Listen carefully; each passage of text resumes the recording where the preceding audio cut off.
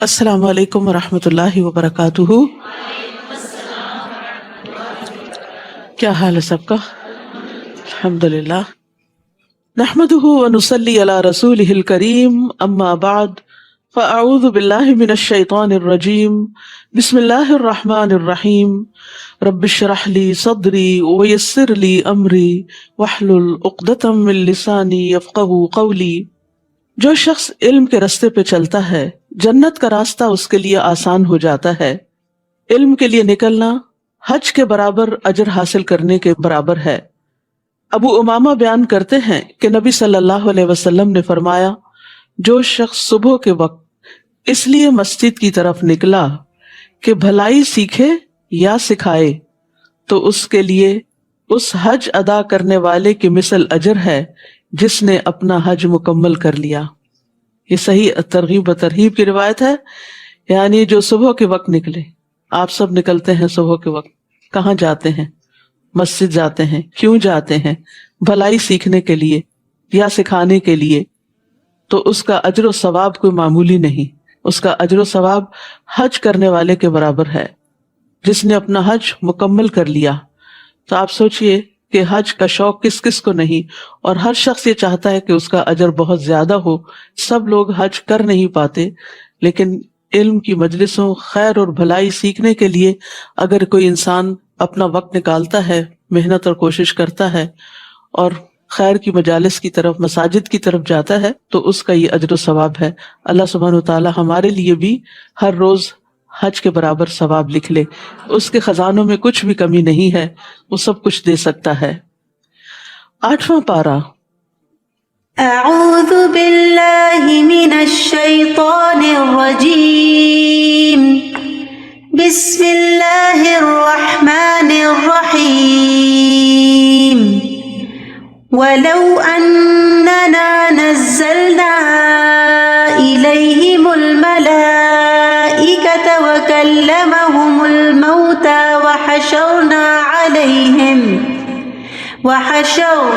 عَلَيْهِمْ كُلَّ شَيْءٍ قُبُلًا مَا كَانُوا لِيُؤْمِنُوا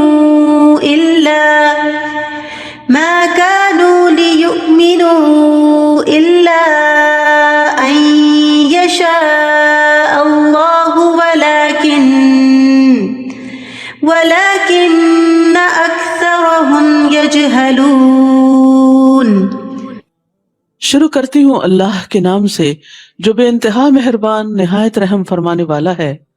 اور اگر ہم ان کی طرف فرشتے بھی نازل کر دیتے اور ان سے مردے بھی کلام کرتے اور ہر چیز کو ان کے سامنے لا اکٹھا کرتے، یعنی جن جن چیزوں کا مطالبہ کر رہے ہیں یہ کہ وہ ہمیں دکھائی جائیں تو وہ بھی لے آئی جاتی، تو بھی یہ ایمان لانے والے نہ تھے مگر جس کے متعلق اللہ چاہتا، لیکن ان میں سے اکثر نادانی کی باتیں کرتے ہیں۔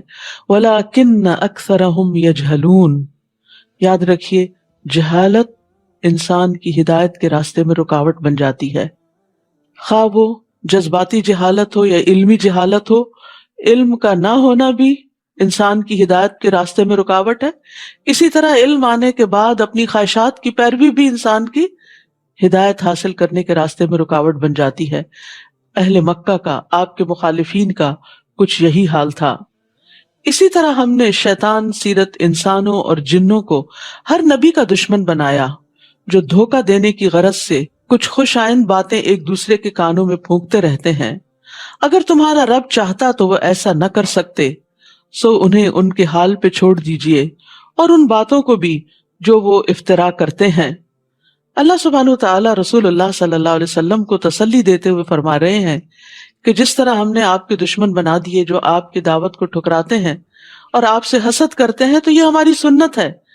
ہم ہر نبی کے جس کو ہم مخلوق کی طرف بھیجتے ہیں دشمن مقرر کر دیتے ہیں، اور پھر وہ ایک دوسرے کو غلط کاموں میں مدد دیتے ہیں اور ایک دوسرے کو چکنی چپڑی باتیں کر کے متاثر کرتے ہیں اور ایسے طریقے سے بات کرتے ہیں کہ دوسرے لوگ ان سے دھوکہ کھا جائیں اور سیدھے سادے لوگ ان کے آگے سر جھکا دیں، کیونکہ وہ حقیقت کو جانتے نہیں بلکہ خوبصورت الفاظ اور ملمہ سازی ان کو اچھی لگتی ہے اور وہ باطل کو حق سمجھنے لگتے ہیں۔ اور یہاں خاص طور پر شیاطین انس و جن کی بات کی گئی۔ قتادہ اور مجاہد کہتے ہیں کہ جس طرح جنوں میں شیاطین ہیں اسی طرح انسانوں میں بھی شیاطین ہیں۔ مالک بن دینار کہتے ہیں میرے اوپر انسانوں کے شیاطین جنوں کے شیاطین سے زیادہ سخت ہیں، اس وجہ سے کہ جب میں تعوذ پڑھتا ہوں تو جنوں کا شیطان مجھ سے دور ہو جاتا ہے، لیکن انسانوں کا شیطان میرے پاس آ کر مجھے علل اعلان نافرمانیوں کی طرف گھسیٹ کر لے جاتا ہے، یعنی خود بھی دین پر نہیں ہوتا اور مجھے بھی اپنے ساتھ گھسیٹ لیتا ہے۔ اور انسانوں کے شیطان جیسے ابو جہل تھا تو وہ ابو طالب کے پاس آخری وقت میں کس طرح پہنچ گیا اور پھر ان کو دین حق قبول نہ کرنے دیا۔ وَلِتَصْغَى إِلَيْهِ أَفْئِدَةُ الَّذِينَ لَا يُؤْمِنُونَ بِالْآخِرَةِ، اور وہ ایسے کام اس لیے بھی کرتے تھے کہ جو لوگ آخرت پر ایمان نہیں لاتے ان کے دل ادھر مائل ہوں۔ حقیقت یہ ہے کہ آخرت پر یقین کا کمزور ہونا انسان کے لیے گمراہی کا باعث بنتا ہے۔ جب انسان آخرت کو بھول جاتا ہے تو پھر دنیا کی اٹریکشنز اس کو اپنے اندر کھینچ لیتی ہیں، اور وہ دنیا کی باتوں اور دنیا کے لوگوں کی خوبصورت تعبیلات جو انہوں نے دین کے بارے میں آخرت کے بارے میں کر رکھی ہوتی ہیں ان میں گھر جاتا ہے۔ تو جو لوگ آخرت پر ایمان نہیں لاتے ان کے دل ادھر مائل ہوں، نیز وہ اسے پسند کر لیں اور وہ برائیاں کرتے چلے جائیں جو اب کر رہے ہیں، کیونکہ انسان بہرحال اپنی خواہشات کے آگے کمزور پڑ جاتا ہے۔ ایک طرف دین ہوتا ہے، دلیل ہوتی ہے، اور دوسری طرف خواہش نفس ہوتی ہے، اور جب انسان کا اپنا اندر بھی کمزور ہو، ایمان اور یقین بھی کمزور ہو، اور پھر ساتھی اور مجلس اور کمپنی اور صحبت بھی ایسی ہو، تو پھر ہدایت کا رستہ مدھم ہوتا چلا جاتا ہے اور ہدایت پر چلنا مشکل ہوتا چلا جاتا ہے۔ پھر فرمایا کیا میں اللہ کے سوا کسی اور کو منصف تلاش کروں، یعنی اس سے اپنے فیصلے کرواؤں کہ صحیح کیا ہے اور غلط کیا ہے، حالانکہ اسی نے پوری تفصیل کے ساتھ تمہاری طرف کتاب نازل کی ہے۔ یعنی اللہ نے اپنا فرض پورا کر دیا، تمہاری ہدایت کے لیے ڈیٹیل میں سب کچھ اس کتاب میں بھیج دیا۔ اب تم چاہتے ہو کہ اس کتاب کے علاوہ کہیں اور سے ہدایت حاصل کی جائے؟ اور جن لوگوں کو ہم نے کتاب دی ہے وہ جانتے ہیں کہ یہ کتاب آپ کے پروردگار کی طرف سے، آپ کے رب کی طرف سے حق کے ساتھ نازل ہوئی ہے، لہٰذا آپ شک کرنے والوں میں شامل نہ ہوں، یعنی لوگوں کے جھوٹے پروپیگنڈے کا شکار نہ ہوں۔ ہدایت اسی کتاب کے ذریعے ملے گی، اور رب ہی یہ اتھارٹی رکھتا ہے کہ وہ حق اور باطل کے درمیان فیصلہ کر سکے، اور آپ کے رب کی بات سچائی اور انصاف کے اعتبار سے کامل ہے، اس کے فرامین کو کوئی تبدیل کرنے والا نہیں، اور سب کچھ سننے اور جاننے والا ہے۔ اے محمد صلی اللہ علیہ وسلم، اگر آپ زمین میں بسنے والے لوگوں کی اکثریت کے کہنے پر چلیں گے تو وہ آپ کو اللہ کی راہ سے بہکا دیں گے۔ یعنی اگر آپ حق اس بات میں دیکھیں کہ میجورٹی کا ٹرینڈ کیا ہے، میجورٹی کس رستے کی طرف چلی جا رہی ہے، تو یہ کوئی دلیل نہیں ہے، یہ کوئی حجت نہیں ہے، کیونکہ لوگوں کی اکثریت اپنی خواہشات کی پیروی کرتی ہے، قیاس آرائیوں اور گمان سے کام لیتی ہے، ان کے پاس کسی رستے کسی ٹرینڈ کو فالو کرنے کے لیے کوئی دلیل نہیں ہوتی سوائے اپنی خواہشات کے۔ فرمایا اگر آپ زمین میں بسنے والوں کی اکثریت کے کہنے پر چلیں گے تو وہ آپ کو اللہ کی راہ سے بہکا دیں گے، کیونکہ وہ خود بہکے ہوئے ہیں، وہ تو محض ظن کے پیچھے لگے ہوئے ہیں، یعنی ان کے پاس چند خیالات اور خوبصورت باتوں کے سوا کچھ نہیں، اور وہ صرف قیاس آرائیاں کرتے ہیں۔ حقیقت کا علم تو اللہ کے پاس ہے اور وہ قرآن و سنت کے اندر ہی ہے، لہٰذا جو شخص ہدایت کا پیروکار ہو اسے چاہیے کہ وہ ان دو چیزوں کو مضبوطی سے تھام لے۔ بلا شبہ تمہارا رب خوب جانتا ہے کہ کون اس کی راہ سے بھٹکا ہوا ہے، اور وہ ہدایت پانے والوں کو بھی خوب جانتا ہے۔ تو چونکہ ہدایت کا معیار قرآن و سنت ہے اور واپسی بھی ہماری اللہ سبحانہ تعالیٰ کی طرف ہے، تو وہی اصل فیصلہ کرے گا کہ کون سیدھے رستے پہ چل کے صحیح منزل پہ پہنچا اور کون بھٹک گیا۔ فَكُلُوا مِمَّا ذُكِرَ اسْمُ اللَّهِ عَلَيْهِ إِن كُنتُمْ بِآيَاتِهِ مُؤْمِنِينَ۔ اے ایمان والو، اگر تم اللہ کی آیات پر ایمان رکھتے ہو تو جس چیز پر اللہ کا نام لیا گیا ہو اسے بلا تکلف کھاؤ۔ آپ کے دشمن اہل مکہ اعتراض کرتے تھے کہ آپ کیسے لوگ ہیں، جس کو آپ مار کے کھاتے ہیں اس کو حلال سمجھتے ہیں، اور جس کو اللہ مار دیتا ہے یعنی اپنی طبعی موت مر جاتا ہے اس کو آپ حرام قرار دیتے ہیں۔ تو یہ صرف ان کی ایک لاجیکل فیلسی تھی اور ایک سوچ کا غلط انداز تھا، حالانکہ ذبح کرنا اور اس پر اللہ کا نام لینا وہ اپنے الگ اثرات رکھتا ہے بنسبت اس کے کہ ایک جانور بیمار ہو کے مر جائے یا کوئی چوٹ کھا کے مر جائے، اس موت کے اثرات کچھ اور طرح کے ہوتے ہیں، اس گوشت کو کھانے کے اثرات بھی اور طرح کے ہوتے ہیں، لیکن انہوں نے اپنی اس بات کو بڑا خوبصورت بنا دیا، اور بظاہر دیکھنے میں تو یہ بات بڑی اپیلنگ لگتی ہے. ہاں واقعی جس کو اللہ مارتا ہے وہ زیادہ حقدار ہے کہ کھایا جائے بنسبت اس کے کہ جس کو انسان خود سلاٹر کر لیتا ہے. تو یہاں پر یہ بتایا گیا کہ ان کی باتوں میں نہ آئے. جس پہ اللہ کا نام لیا گیا ہو، جو پراپر طریقے سے ذبح کیا گیا ہو، اسی کو تم کھاؤ اگر تم اللہ کی آیات پر ایمان رکھتے ہو. تو یہ حلال کھانا بھی ایمان کا حصہ ہے. پھر فرمایا آخر کیا بات ہے کہ تم وہ چیز نہ کھاؤ جس پر اللہ کا نام لیا گیا ہو، حالانکہ جو کچھ اس نے تم پر حرام کیا ہے اسے تمہارے لیے تفصیلاً بیان کر دیا ہے. یعنی اللہ نے حلال حرام واضح کر دیا ہے، الا یہ کہ تم کوئی حرام چیز کھانے پر مجبور ہو جاؤ. اضطراری کیفیات اور چیز ہیں، اور بہت سے لوگ ایسے ہیں جو بغیر علم کے محض اپنی خواہشات کے پیچھے لگ کر دوسروں کو بہکاتے رہتے ہیں. وہ اپنی خواہشات کی پیروی کرتے اور چاہتے کیا ہیں، باقی لوگ بھی ان کے پیچھے چلے، لہٰذا وہ اپنی خواہشات کو بہت خوبصورت الفاظ میں بیان کر کے دوسروں کو بھی اپیل کرتے ہیں اور اپنے ساتھ بہکا کے لے جاتے ہیں. اور لوگ لا علمی میں، کبھی غفلت میں، کبھی خواہشات کی پیروی میں قرآن و سنت کی تعلیمات کو نہ جاننے کی وجہ سے ان کے پیچھے چل پڑتے ہیں. آپ کا رب ایسے حد سے بڑھنے والوں کو خوب جانتا ہے. تو یاد رکھیے اپنی پسند ناپسند پہ چلنا گمراہی کا سبب ہوتا ہے. اللہ اور اس کے رسول کی پسند ناپسند کو دیکھنا لازم ہے ہدایت کے لیے. اور بعض اوقات خواہشات کی بنا پر کسی چیز سے محبت رکھنا ہدایت سے دوری کا سبب بن جاتا ہے. وَذَرُوا ظَاهِرَ الْإِثْمِ وَبَاطِنَهُ إِنَّ الَّذِينَ يَكْسِبُونَ الْإِثْمَ سَيُجْزَوْنَ بِمَا كَانُوا يَقْتَرِفُونَ. تم ظاہری گناہوں کو بھی چھوڑ دو اور چھپے گناہوں کو بھی، یعنی پبلکلی کرنے والے گناہ ان کو بھی چھوڑ دو اور چھپ کے کرنے والوں کو. جیسے غیبت چھپ کے کی جاتی ہے اور تانا منہ پہ دیا جاتا ہے، تو بعض لوگ غیبت کرتے ہوئے کیا دلیل دیتے ہیں، مجھے کوئی ڈر نہیں، میں تو یہ بات اس کے منہ پہ بھی کہہ دوں گی. وَيْلٌ لِكُلِّ هُمَزَةٍ لُمَزَةٍ.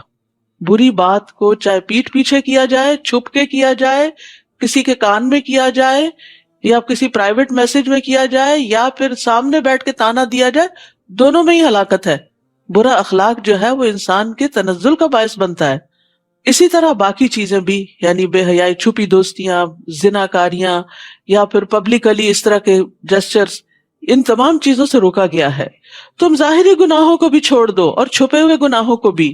جو لوگ گناہ کے کام کرتے ہیں انہیں جلد ہی اس کی سزا مل کر رہے گی. یعنی انسان یہ نہ سوچے کہ میں نے گناہ کیا، کسی کو پتہ ہی نہیں چلا، چھپ کے کیا، کون مجھ سے پوچھے گا، کوئی نقصان ہونے والا نہیں. ایسا نہیں، بلکہ اس کا نتیجہ نکل کر رہے گا. جو بوؤ گے وہ کاٹو گے.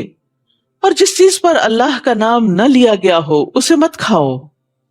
واضح بات ہے، جس جانور پہ اللہ کا نام نہیں لیا گیا اس کو سلاٹر کرتے وقت اسے مت کھاؤ.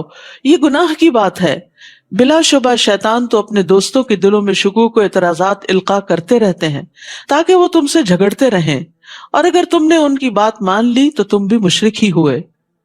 حدیث میں آتا ہے رسول اللہ صلی اللہ علیہ وسلم نے فرمایا جو چیز خون بہا دے اور اس پر اللہ کا نام لیا گیا ہو تو اسے کھاؤ، اور جس کھانے پر اللہ کا نام نہ لیا جائے، بتوں کا لیا جائے یا غیر اللہ کا لیا جائے، تو وہ ابلیس کا رزق ہوتا ہے.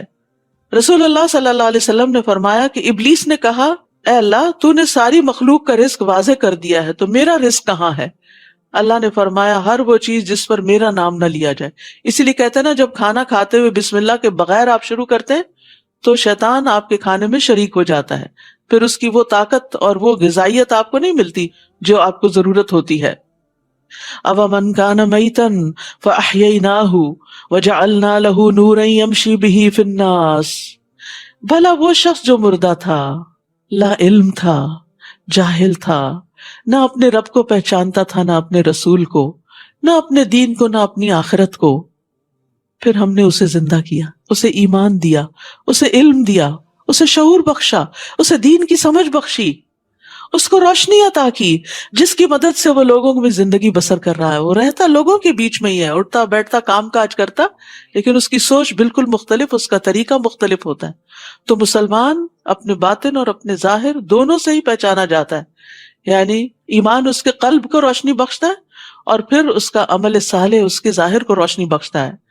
ایسا شخص اس شخص کی طرح کیسے ہو سکتا ہے جو تاریکیوں میں پڑا ہوا ہو، یعنی کفر کے اندھیرے، جہالت کے اندھیرے، لاشعوری کے اندھیرے، ناسمجھی کے اندھیرے، اور اس کے نکلنے کی کوئی صورت نہ ہو، کہیں سے بھی ہدایت کا کوئی راستہ نہ ملتا ہو۔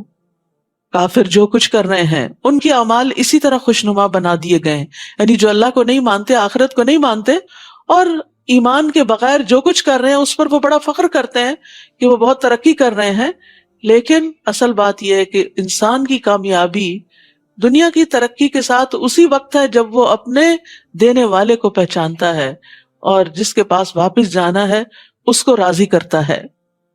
اسی طرح ہم نے ہر بستی میں اس کے بڑے بڑے مجرموں کو لگا دیا ہے کہ وہ اس بستی میں مکر و فریب کرتے رہیں، پھر وہ خود ہی اس مکر و فریب میں پھنس جاتے ہیں مگر یہ بات سمجھنے کی کوشش ہی نہیں کرتے، اور جب ان کے پاس کوئی نشانی آتی ہے تو کہتے ہیں ہم تو اس وقت تک نہ مانیں گے جب تک ہمیں بھی وہی کچھ نہ دیا جائے، یعنی نبوت، جو اللہ کے رسولوں کو دیا گیا۔ اللہ ہی بہتر جانتا ہے کہ اپنی رسالت کا کام کس سے لے۔ جلد ہی ان مجرموں کو اپنی مکاریوں کی پاداش میں اللہ کے ہاں ذلت اور سخت عذاب سے دوچار ہونا پڑے گا۔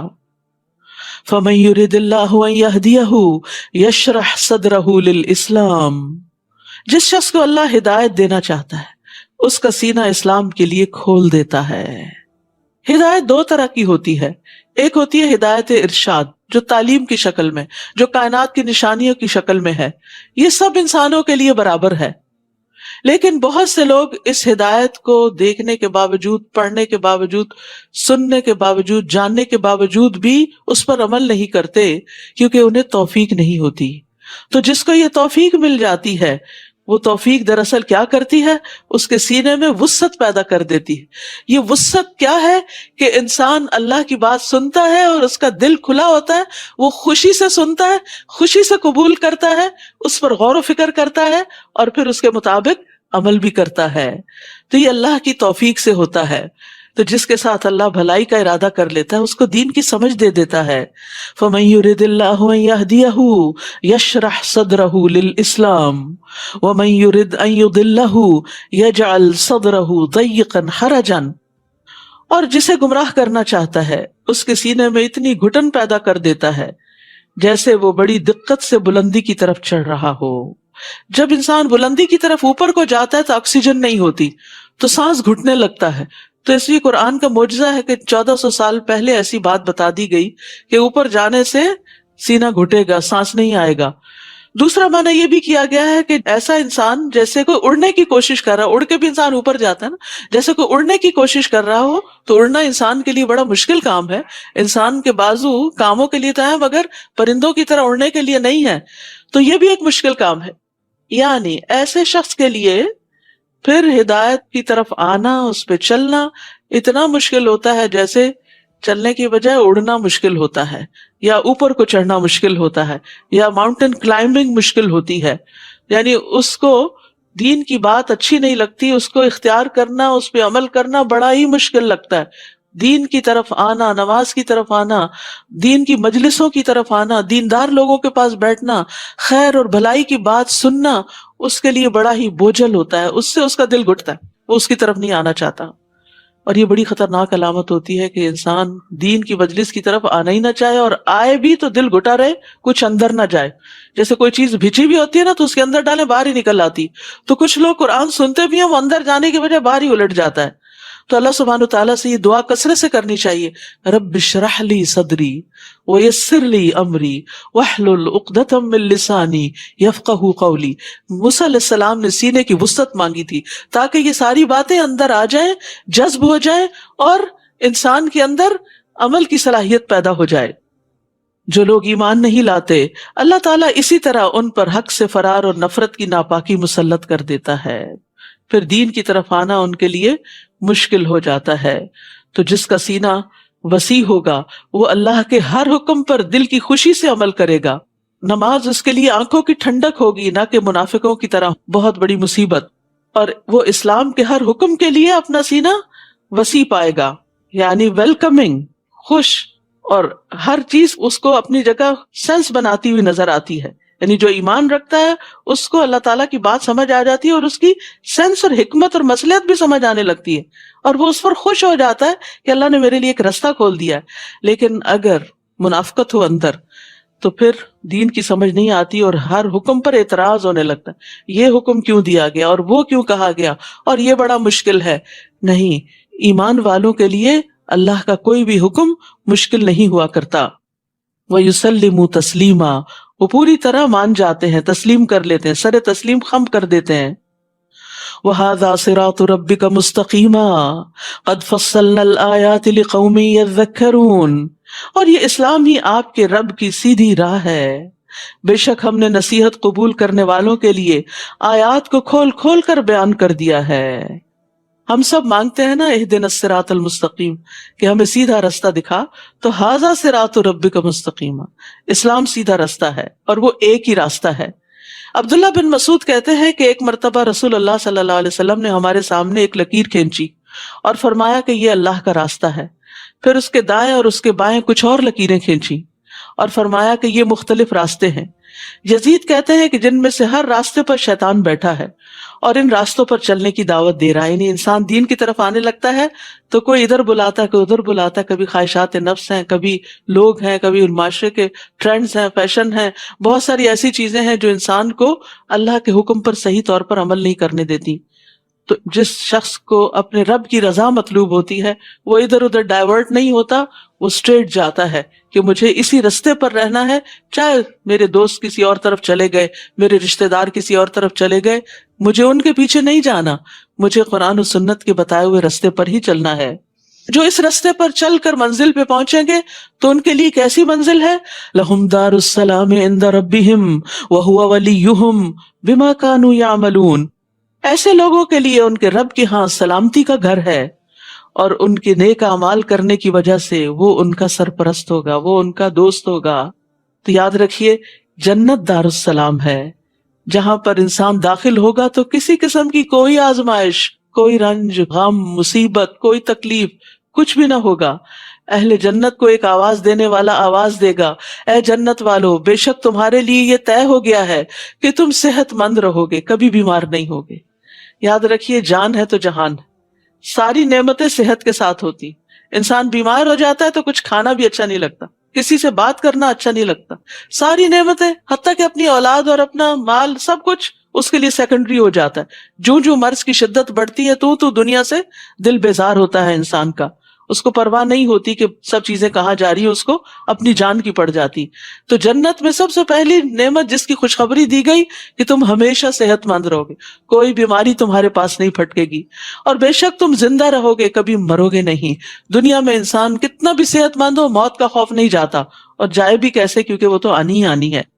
اور تم جوان رہو گے، کبھی بوڑھے نہیں ہوگے۔ جوانی کے جانے کا بھی انسان کو بڑا خوف رہتا ہے، کسی بھی بوڑھے کو دیکھتا ہے تو پریشان ہو جاتا ہے کہ کہیں میرا بھی حال اس جیسا نہ ہو جائے، اور وہ تو اگر زندہ رہے تو ہونا ہی ہونا ہے۔ اس لیے ان چیزوں کو دنیا میں انسان اوائڈ نہیں کر سکتا، کیونکہ یہ جنت نہیں۔ فرمایا اور تم آرام میں رہو گے، کبھی تکلیف نہیں آئے گی، یعنی جنت میں آرام ہی آرام ہے۔ اس لیے دنیا میں آرام تلاش نہ کیا کرے، دنیا میں اللہ کے راستے میں، اللہ کی اطاعت میں اپنے آپ کو تھکائیں تاکہ کل آرام پائیں، اور اگر آپ آج آرام کرتے ہوئے زندگی گزار گئے تو پھر کل مشکل نہ ہو کہیں۔ یہ بالکل ایسے ہی ہے، جو لوگ بچپن میں پڑھتے لکھتے نہیں، آرام کرتے ہیں، پھر بڑے ہو کر بڑی مشکلات کا شکار ہوتے ہیں، اور جو بچپن سے محنت کے عادی ہوتے ہیں پھر ان کا بڑھاپا بڑا اچھا گزرتا ہے، کیونکہ انہوں نے اس کے لیے تیاری کی ہوتی ہے۔ جنت کے بارے میں ایک اور روایت میں آتا ہے، رسول اللہ صلی اللہ علیہ وسلم نے فرمایا، میری امت میں سے پہلا گروہ جو جنت میں داخل ہوگا وہ 14ویں رات کے چاند کی صورت پر ہوگا، چمکتے چہروں والے۔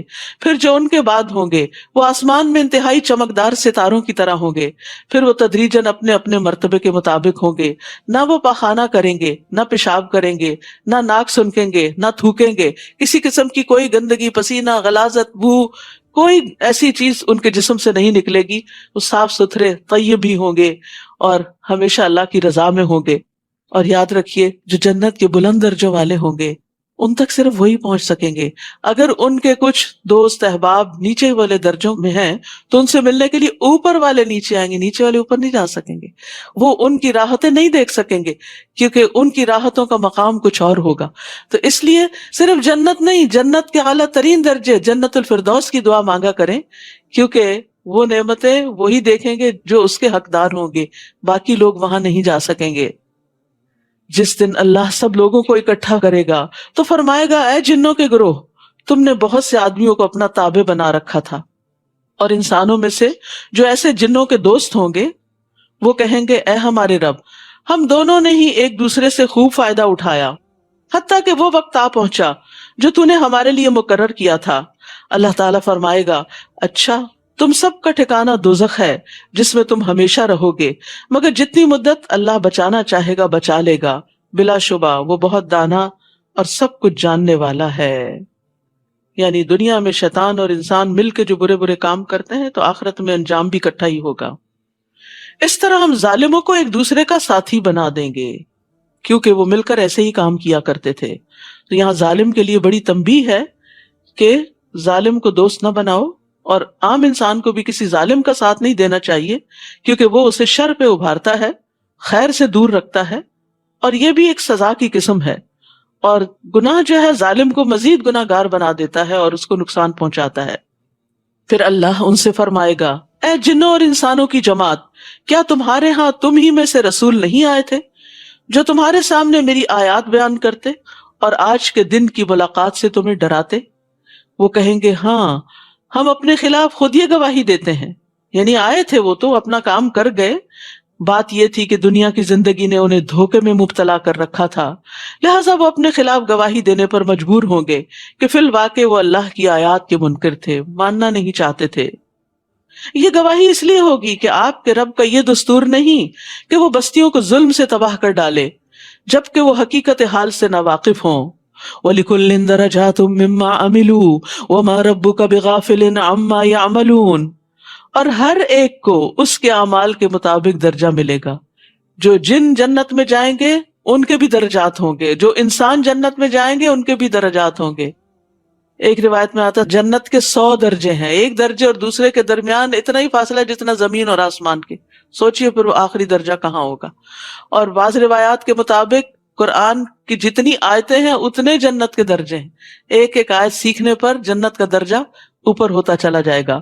وَلِكُلٍّ دَرَجَاتٌ مِّمَّا عَمِلُوا, لیکن یاد رکھیے اس سے مراد صرف حفظ کرنا نہیں ہے, کیونکہ یہاں فرمایا مِّمَّا عَمِلُوا, اس میں سے جو انہوں نے عمل کیے, یعنی جو قرآن انہوں نے سینے میں محفوظ کیا وہ ان کے عمل کا حصہ بنتا گیا اور اس کے مطابق کام کرتے گئے, یعنی جو کچھ معلوم ہوا وہ کر لیا, کرتے گئے اور اس عمل کی وجہ سے درجے بلند ہوتے گئے. اور جو کچھ وہ کام کر رہے ہیں آپ کا رب اس سے بے خبر نہیں ہے, یعنی اللہ سبحانہ و تعالی خود بھی سب کے اعمال سے بخوبی واقف ہے. تو اپنا درجہ اپنے رب کے ہاں دیکھنا ہو تو اپنے عمل کو دیکھیں کہ کس کام میں آپ کتنے آگے ہیں, نمازیں کیسی ہیں, روزے کیسے ہیں, زکوٰۃ دینے کا طریقہ کیا ہے اور کتنی شوق اور خوشی سے اور وقت پہ دیتے ہیں, صدقات کتنے دیتے ہیں, خیر اور بھلائی کے کام کتنے کرتے ہیں, نیکیوں میں کتنے آگے بڑھتے ہیں. ہم میں سے ہر شخص اپنے اپنے عمل کی طرف دیکھے. وَرَبُّكَ الْغَنِيُّ ذُو الرَّحْمَةِ, آپ کا رب بے نیاز اور مہربان ہے, اگر وہ چاہے تو تمہیں لے جائے, یعنی تمہاری نافرمانیوں پر تمہیں پکڑ لے فوراً اور تمہاری جگہ اور لوگوں کو لے آئے. لیکن کتنا مہربان ہے وہ رب جو ایک کے بعد ایک دن ہمیں دیتا چلا جا رہا ہے کہ ہم کوئی نیکی کے کام کر لیں, مہلت پہ مہلت. اور جس کی عمر 60 سال ہو جائے پھر اس کے پاس تو کوئی عذر بہانہ رہتا ہی نہیں, اللہ نے اس کو جینے کے لیے بہت سارے دن دے دیے اور بعد میں تو انسان بونس پہ ہی جیتا ہے. فرمایا اگر وہ چاہے تو تمہیں لے جائے اور تمہاری جگہ اور لوگوں کو لے آئے جیسے تمہیں اور لوگوں کی نسل سے پیدا کیا. جس چیز کا تم سے وعدہ کیا جا رہا ہے یعنی قیامت, وہ یقیناً آنے والی ہے اور تم اللہ کو عاجز نہیں کر سکتے, یعنی کہیں بھاگ کے چھپ نہیں سکتے, سب پکڑے جاؤ گے, سب سامنے لائے جاؤ گے, سب کا حساب ہوگا. آپ ان سے کہیے اے میری قوم تم اپنی جگہ عمل کرتے جاؤ اور میں اپنی جگہ عمل کر رہا ہوں, پھر جلد ہی تمہیں معلوم ہو جائے گا کہ انجام کار کس کے حق میں بہتر رہتا ہے.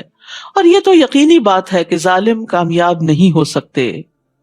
اور جو کھیتی اور مویشی اللہ نے پیدا کیے تھے سورۃ الانعام ہے نا، تو انعام کا ذکر ہے اب کہ اہل عرب نے کس طرح ان مویشیوں کے بارے میں غلط عقائد اختیار کر رکھے تھے، اور جو کھیتی اور مویشی اللہ نے پیدا کیے تھے، ان لوگوں نے ان چیزوں میں اللہ کے سوا دوسروں کا بھی حصہ مقرر کر دیا، یعنی غیر اللہ کے نام پر ان کو وقف کر دیا، اور اپنے گمان باطل سے یوں کہتے ہیں یہ حصہ تو اللہ کا ہے اور یہ ہمارے شریکوں کا ہے، یعنی کچھ فی سبیل اللہ اور کچھ بتوں کی نظر۔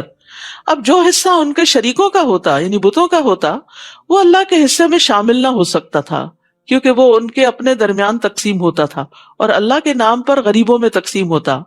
تو کبھی ایسا ہوتا کہ اللہ کے نام والے حصے میں کوئی کمی ہوتی تو وہ اس کو پورا نہیں کرتے تھے، لیکن اگر بتوں کے حصے میں کوئی کمی ہوتی، پیداوار ناقص ہوتی یا کوئی جانور مر جاتے، تو اس صورت میں اللہ کے حصے میں سے لے کے اس کمی کو پورا کر لیتے، یعنی غریبوں کا حصہ بھی اپنی طرف کھینچ لیتے، اور جو اللہ کا حصہ ہوتا وہ ان کے شریکوں کے حصے میں شامل ہو سکتا تھا۔ کتنا برا فیصلہ تھا جو وہ کرتے تھے۔ اسی طرح بہت سے مشرکوں کے لیے ان کے شریکوں نے اولاد کے قتل کو خوشنما بنا دیا، اپنے ہی بچوں کو مارنا، تاکہ انہیں ہلاک کر دیں اور ان پر ان کے دین کو مشتبہ بنا دیں، اور اگر اللہ چاہتا تو وہ ایسا نہ کرتے۔ لہٰذا انہیں جانے دیجیے اور اس افتراء کو بھی جس میں وہ لگے ہوئے ہیں، یعنی جھوٹی باتیں گھڑ کر اللہ کے نام پر لوگوں سے بیان کرتے ہیں، یا پھر غلط عقائد کو اختیار کر کے اپنے آپ کو جسٹیفائی کرتے ہیں، درست سمجھتے ہیں۔ کہتے ہیں کہ اس قسم کے مویشی اور کھیتی ممنوع ہیں، یہ وقف ہیں، انہیں ان کے گمان کے مطابق وہی کھا سکتا ہے جسے وہ چاہیں، یعنی اللہ نے جو چیزیں سب کے لیے حلال کی وہ انہوں نے حرام کر دی، اور حلال حرام کو اپنے ہاتھ میں لے لیا کہ جس کو ہم چاہیں گے دیں گے۔ اور کچھ مویشی ہیں جن کی پشتیں حرام ہیں، ان پہ کوئی سوار نہیں ہو سکتا، بوجھ نہیں لاد سکتا، اور کچھ مویشی ایسے ہیں جن پر وہ ذبح کے وقت اللہ کا نام نہیں لیتے، حالانکہ پیدا ان مویشیوں کو کس نے کیا؟ اللہ نے کیا، اور یہ سب قانون اور دین انہوں نے اپنے ہاتھ میں لے رکھا تھا۔ یہ سب کچھ اللہ پر افتراء ہے، اور اللہ ان قریب انہیں ان کی افتراء پردازیوں یعنی جھوٹ گھڑنے کا بدلہ دے دے گا۔ نیز وہ کہتے ہیں کہ ان اقسام کے جانوروں کے پیٹ میں جو بچہ ہے وہ صرف ہمارے مردوں پہ حلال ہے، خود سے خود، اور ہماری عورتوں پر حرام ہے۔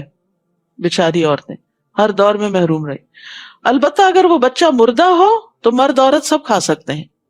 جو کچھ یہ کہتے ہیں اللہ انہیں اس کی سزا ضرور دے گا، وہ یقیناً دانا اور ہر چیز کا علم رکھنے والا ہے۔ جن لوگوں نے لا علمی اور حماقت کی بنا پر اپنی اولاد کو مار ڈالا اور اللہ پر جھوٹ باندھتے ہوئے اس رزق کو حرام قرار دیا جو اللہ نے انہیں عطا کیا تھا، یہ ایسے گمراہ ہیں جو راہ راست پر نہیں آ سکتے۔ یعنی جب انسان بڑے بڑے گناہ کرتا ہے نا تو اس کا دل سخت ہو جاتا ہے۔ جو اپنی اولاد کو مار ڈالے اور جو اللہ کے دیے ہوئے رزق کو اپنی مرضی سے حلال حرام کر دے، پھر وہ ہدایت پہ کیسے آ سکتا ہے جب اس نے قانون اپنے ہاتھ میں لے لیا ہو کہ میرا بچہ ہے، میں جو چاہوں کروں؟ نہیں، یہ اللہ کی امانت ہے تمہارے پاس، تمہارا اختیار نہیں کہ تم اسے قتل کرو۔ تو یاد رکھیے، خود ساختہ طریقوں سے اللہ کو راضی نہیں کیا جا سکتا۔ اپنے من گھڑت طریقوں کو دین کہنا دین نہیں ہوتا۔ یعنی بعض لوگ جیسے بدعات کرتے ہیں، بدعت کیا ہوتی ہے کہ جو چیز نہ قرآن میں ہے، نہ سنت میں ہے، نہ سیرت میں، نبی صلی اللہ علیہ وسلم یا صحابہ نے کبھی وہ کام کیے ہی نہیں، بعد کی جنریشنز میں خود بخود انہوں نے اس چیز کو اپنے لیے دین کا حصہ بنا لیا، تو ایسی چیزوں سے اللہ کو راضی نہیں کر سکتے کہ اللہ نے مطالبہ ہی نہیں کیا اس کام کے کرنے کا۔ تو کوئی اپنے اوپر خود سے خود پابندیاں لگا رہا ہے اور اس کو دین بنا رہا ہے، تو یہ دین نہیں، کیونکہ اس سے اللہ کی رضا نہیں، ناراضگی آتی ہے۔ بظاہر یوں لگتا ہے کہ وہ اپنے آپ کو تھکاتے ہیں کہ شاید ہم اللہ کو خوش کر رہے ہیں، حالانکہ اس کے برعکس اس محنت سے اللہ کا غضب حاصل کرتے ہیں۔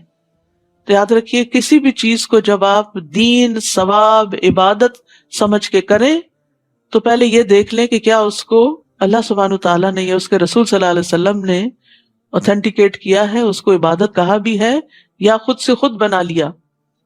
پھر فرمایا وَهُوَ الَّذِي أَنشَأَ جَنَّاتٍ مَعْرُوشَاتٍ وَغَيْرَ مَعْرُوشَاتٍ، وہی تو ہے جس نے دونوں طرح کے باغات پیدا کیے، ایک وہ جن کی بیلیں چھتریوں پر چڑھائی جاتی ہیں، دوسرے وہ درخت جو خود اپنے تنے پر کھڑے ہوتے ہیں، ان کی بیل نہیں ہوتی جو چھتریوں پہ چڑھائی جائے۔ نیز کھجوریں اور کھیتیاں پیدا کی جن سے کئی طرح کے معقولات حاصل ہوتے ہیں۔ نیز اس نے زیتون اور انار پیدا کیے۔ ان دو پھلوں کا خاص طور پر ذکر ہے قرآن میں، بہت ہی نیوٹریشس ہیں، فائدہ مند ہیں، جن کے پھل اور مزہ ملتے جلتے بھی ہوتے ہیں اور مختلف بھی۔ ایسے پھل جو ہیں یہ غذا بھی ہوتے ہیں اور ان میں علاج بھی ہوتے ہیں. جب یہ درخت پھل لائیں تو ان سے خود بھی کھاؤ اور فصل اٹھاتے وقت ان میں سے اللہ کا حق بھی ادا کرو اور بے جا خرچ نہ کرو. یعنی جب اللہ تعالیٰ تمہیں مال دے، تمہارے پاس ڈھیروں باغات ہو، کیونکہ باغات والوں کی آمدنی بہت ہوتی ہے، تو انہیں کس بات کا پابند کیا گیا کہ وہ یہ ساری آمدنی اپنے اوپر ہی نہ لگا لیں، بلکہ اس میں سے اللہ کے بندوں پر بھی خرچ کریں، وہ مقرر حصہ ادا کریں جو زکوٰۃ کے علاوہ عشر وغیرہ کی شکل میں ہے، اور بے جا خرچ نہ کریں، کیونکہ اللہ اسراف کرنے والوں کو پسند نہیں کرتا. ہوتا یہ ہے کہ جب مال زیادہ آتا ہے تو فضول خرچیاں بھی بڑھ جاتی. جن کے پاس کم ہوتا ہے وہ بس ضرورت کی جگہوں پہ خرچ کرتے ہیں، ایکسٹرا خرچ نہیں کرتے. لیکن جب زیادہ آتا ہے تو پھر انسان کبھی ضرورت کا اور کبھی ضرورت سے زیادہ بھی بس پھینکتا چلا جاتا ہے دولت. زہری کہتے ہیں اس کا مطلب ہے کہ اللہ تعالیٰ کی نافرمانی کے کام میں خرچ نہ کرو. تو اسراف کیا ہے؟ ایسی جگہ خرچ کرنا جس سے اللہ ناراض ہوتا ہو. مثلا ایسا لباس بنانا یا اتنا قیمتی لباس بنا لینا کہ انسان حقداروں کا حق ہی بھول جائے اور سارا مال اپنے اوپر ہی خرچ کر ڈالے. شادی کے دن لاکھوں کا صرف ایک جوڑا بنا کے سارا مال اپنے اوپر ہی ڈال لینا، یہ اسراف کی بدترین قسم ہے. ابن ابی حاتم روایت کرتے ہیں کہ اگر ابو قبیس پہاڑ سونے کا ہوتا اور کوئی آدمی اللہ کی اطاعت کے کاموں میں یہ سارا پہاڑ خرچ کر دیتا تو یہ فضول خرچی نہ ہوتی. یعنی دین کے کاموں میں، لوگوں کی خدمت میں، خیر اور بھلائی کے کاموں میں جتنا کھلا خرچ کر سکے کرتے چلے جائیں، یہ فضول خرچی نہیں ہے. یعنی زیادہ خرچ کرنا فضول خرچی نہیں، اللہ کی نافرمانی اور ناپسندیدہ کاموں میں خرچ کرنا اسراف ہے. کیونکہ بہت سے لوگوں کو یہ سمجھ نہیں آتی کہ اسراف ہے کیا. اور اگر کوئی ایک درہم اللہ کی نافرمانی کے کام میں خرچ کرتا ہے تو وہ فضول خرچی ہی کرتا. فضول گیا نا اس کا مال، کہ اس مال کے ذریعے اس نے اللہ کا غضب حاصل کیا. پھر اسی طرح کھانے پینے میں اسراف جو ہے یہ عقل اور بدن کے لیے نقصان دہ ہے. یہ بھی کھا لیں، یہ بھی کھا لیں، وہ بھی کھا لیں. اور اب آپ دیکھیں کہ بہت سی چیزیں ایک بزنس بن گئی ہیں، تو انسان بعض اوقات جا کے ٹیمپٹ ہو جاتا ہے، اتنا کچھ خرید لیتا ہے جو اس نے نہ کھانا نہ پینا نہ استعمال کرنا، اور چائے کی یہ قسم بھی بڑی اچھی، یہ بھی لے لیتے، وہ بھی لے لیتے، یہ فلاں چیز یہ جوس بہت اچھا ہی فلاں. پھر کھانے والے تو آپ ایک دو ہی ہوتے ہیں نا گھروں میں، کوئی بڑے فیملی سب رہی نہیں، تو پھر آپ سب کو پتا نہیں کیا ہوتا ہے، ایکسپائرڈ، وہ بن میں جا رہا ہے، وہ بن میں جا رہا ہے، وہ نالی میں جا رہا ہے. یہ سب فضول خرچی ہے. پہلے آپ دیکھیں کہ آپ کی ضرورت کیا ہے اور کیا آپ اسے استعمال بھی کر سکیں گے تو ضرور لیں. فائدے کی چیزیں کھاؤ پیو، لیکن اگر استعمال نہیں کرنا اور پھر بن میں پھینکنا تو اس پہ پوچھو گی. اللہ تعالیٰ فرماتے ہیں کلوا واشربوا ولا تسرفوا انہ لا يحب المسرفین. کھاؤ پیو اور حد سے نہ گزرو، بے شک وہ حد سے گزرنے والوں سے محبت نہیں کرتا. حد سے گزرنے والے کون ہیں؟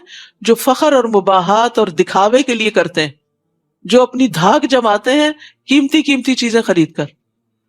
حیثیت نہیں، پھر بھی مانگے تانگے یا مشکل سے پیسے جمع کر کے ایسے بیگز خریدنا جو ہزاروں میں ہوں. حالانکہ ایک معمولی کوالٹی کا بیگ جو ہے اس میں بھی انسان کی ضرورت پوری ہو سکتی، لیکن چونکہ وہ اسٹیٹس سمبل ہے اس لیے اس پہ خرچ کرنا اور کسی غریب مسکین کے ایک وقت کے کھانے کے لیے صدقہ دینے کو تیار نہ ہونا، یہ پھر اسراف میں آ جاتا ہے. ثمانیت ازواج، کل 8 جوڑے ہیں. عربی میں ازواج کا لفظ زوج کی جمع ہے، کپل کے لیے بھی استعمال ہوتا ہے اور کپل میں سے ہر ایک کے لیے الگ بھی استعمال ہوتا ہے. تو 8 جوڑے سے مراد 16 ٹوٹل نہیں ہے، 8 ہی ہیں. تو زوج الگ الگ اسپاؤس کے لیے بھی استعمال ہوتا ہے. بھیڑ کے 2، بکری کے 2، یعنی نر اور مادہ. آپ ان سے پوچھئے کیا اللہ نے دونوں نر حرام کیے ہیں یا دونوں مادائیں یا وہ بچے جو ان کے پیٹ میں ہوتے ہیں؟ اگر تم سچے ہو تو مجھے علم کی کوئی بات بتاؤ، کوئی دلیل دو. نیز اونٹ کی جنس سے 2 اور گائے کے 2 جوڑے ہیں. آپ ان سے پوچھئے کیا اللہ نے ان دونوں نر کو حرام کیا یا دونوں مادہ کو، یا ان بچوں کو جو ان ماداؤں کے پیٹ میں ہوتے ہیں؟ جب اللہ نے ایسا تاکیدی حکم دیا تھا تو کیا تم اس وقت موجود تھے؟ پھر اس شخص سے بڑھ کر ظالم اور کون ہے جو اللہ پر جھوٹ باندھے تاکہ لوگوں کو علم کے بغیر گمراہ کرتا پھرے. یہ بہت بڑے ظلم کی بات ہے، بہت بڑا جرم ہے کہ علم کے بغیر کسی کو کچھ بتانا. اگر کوئی آپ سے مسئلہ پوچھتا ہے، جی آپ کورس کر رہی ہیں، آپ دورہ قرآن میں جاتی ہیں، تو مجھے اس مسئلے کا جواب دیں. اگر پتا ہے تو جتنا پتا ہے اتنا بتا دیں، نہیں پتا تو معلوم کریں، ریسرچ کریں، جانیں، اہل علم سے پوچھیں اور پھر بتائیں. کیونکہ بغیر علم کے لوگوں کو فتوے دینا بہت بڑا جرم ہے، اس سے لوگ گمراہ ہوتے ہیں۔ اللہ یقیناً ایسے ظالموں کو سیدھی راہ نہیں دکھاتا۔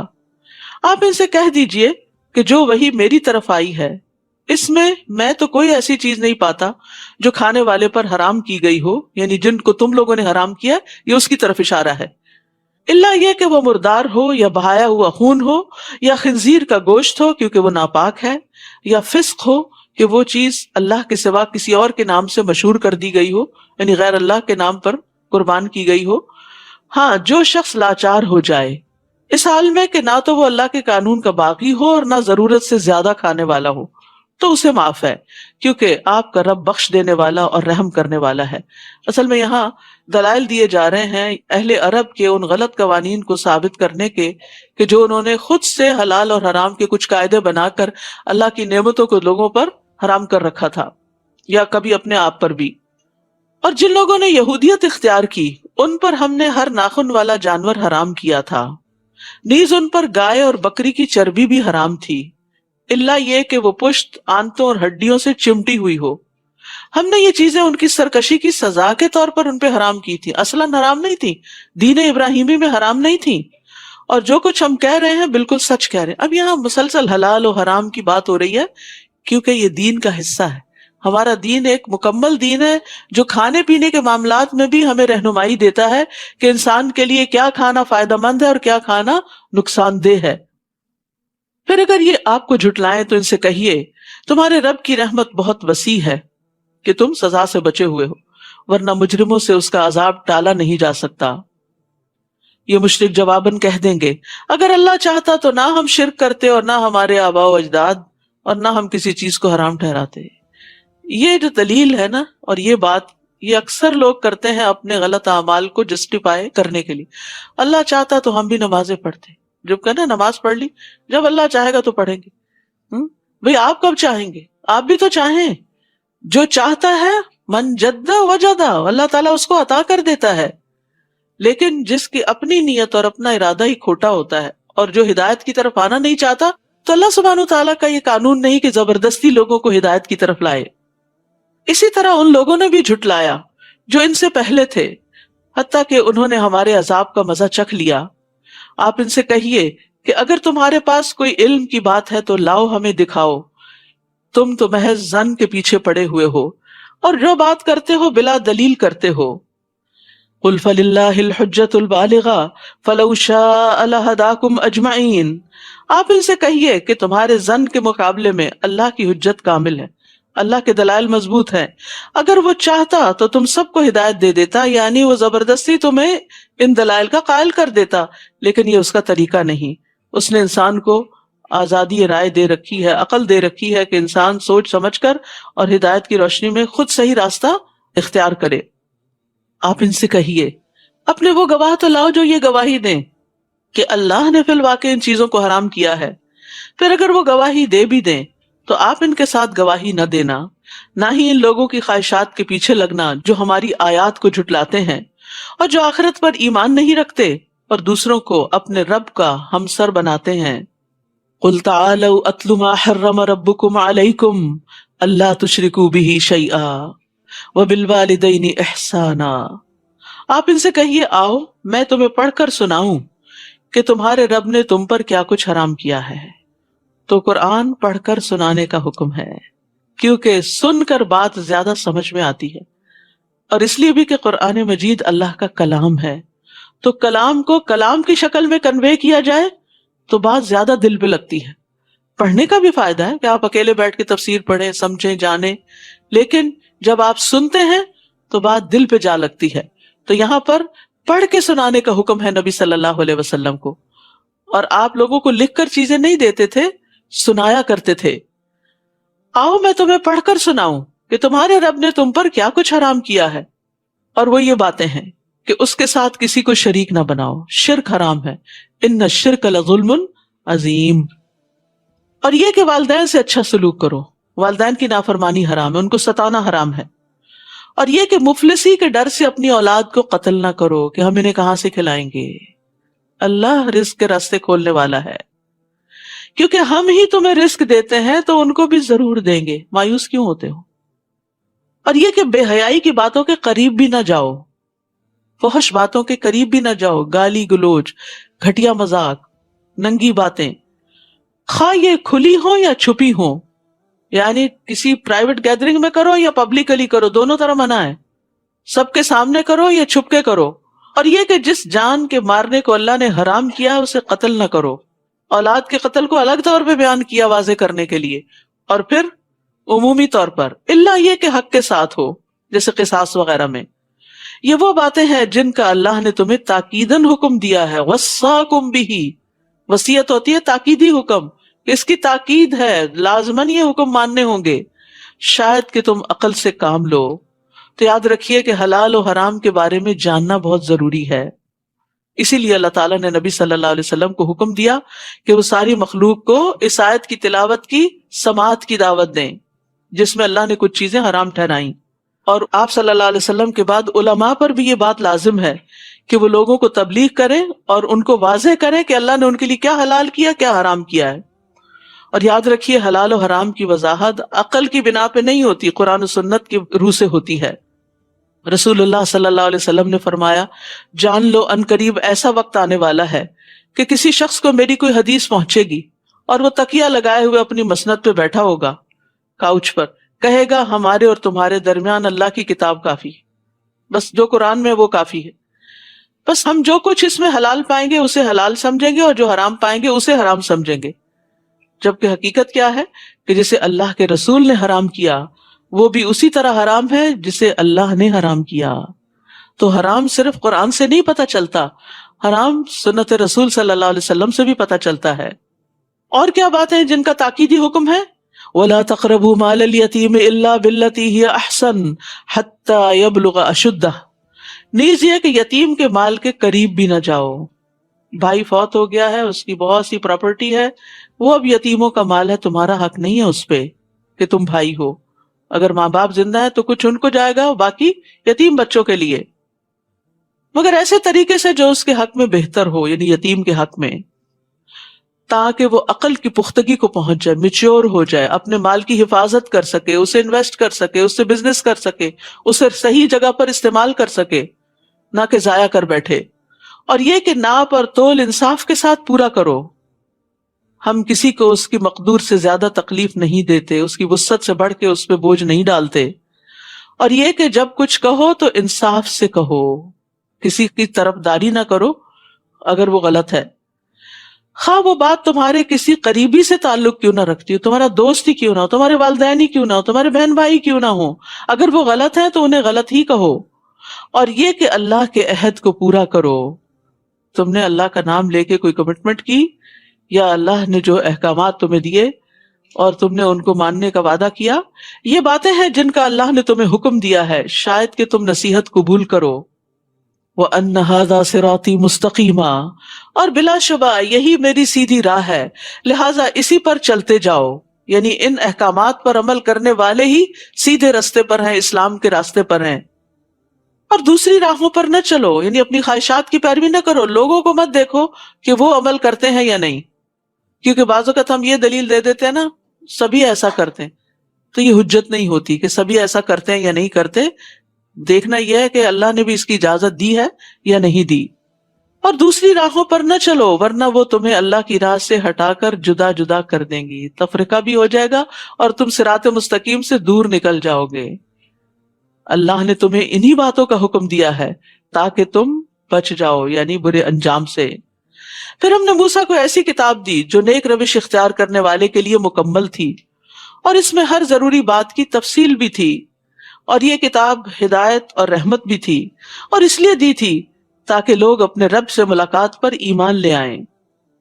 وَهَذَا كِتَابٌ أَنزَلْنَاهُ مُبَارَكٌ، اور یہ کتاب یعنی قرآن مجید جو ہم نے نازل کی ہے بڑی بابرکت ہے، لہٰذا اس کی پیروی کرو، اس کو فالو کرو، اور اللہ سے ڈرتے رہو، اس کو پڑھ کے سمجھ کے اس پہ عمل کر کے بھی ڈرنا ہے تاکہ تم پہ رحم کیا جائے۔ تو اللہ کی رحمت کس پہ ہوتی ہے؟ اللہ سے ڈرنے والوں پر۔ تو یاد رکھیے قرآن میں ہر خیر کی تعلیم اور ہر شر سے بچاؤ کا طریقہ بتایا گیا ہے، یعنی اس کے پڑھنے سے ایسی برکات جاری ہوتی ہیں کہ کسی بھی خیر کی چیز سے انسان محروم نہیں رہتا، اور کوئی ایسا شر نہیں جس سے اس کتاب میں نہ ڈرایا گیا ہو. تو اس لیے جب انسان اس کی پیروی کرتا ہے تو شر سے محفوظ ہو جاتا ہے. قرآن کی بدولت گھروں میں بھی برکتیں اترتی ہیں. ابو ہریرہ کہا کرتے تھے بے شک قرآن پڑھنے کی وجہ سے گھر اپنے رہنے والوں کے لیے کشادہ ہو جاتا ہے، یعنی دلوں میں وسعت آ جاتی، ایک دوسرے کو برداشت کرنے کی توفیق ہو جاتی ہے. اس میں فرشتے حاضر ہوتے ہیں، یعنی جب تلاوت کرتا ہے انسان، پڑھتا ہے، سمجھتا ہے، تو فرشتے آتے ہیں.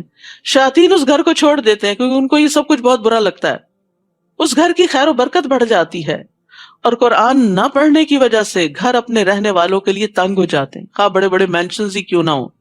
فرشتے اس کو چھوڑ دیتے ہیں، وہ کس چیز پہ آئے، کوئی نیکی کا کام تو ہو نہیں رہا. شیاطین اس میں بسیرا کر لیتے ہیں اور اس کی خیر و برکت کم ہو جاتی ہے. تو اکیلے اکیلے مل بیٹھ کے گھر والے جیسے بھی ہو، تلاوت ہو، تفسیر ہو، پڑھنا، سننا، علم کی مجلس قائم کرنا، یعنی گھروں کے اندر خود بھی ہمسایوں کو اکٹھا کر کے، اپنے بلڈنگ والوں کو، اپنے آس پاس والوں کو، اپنے دوستوں کو، چاہے مل کے کھانا بھی کھا لیں لیکن کچھ قرآن کا حصہ بھی پڑھیں، سمجھیں، غور و فکر کریں.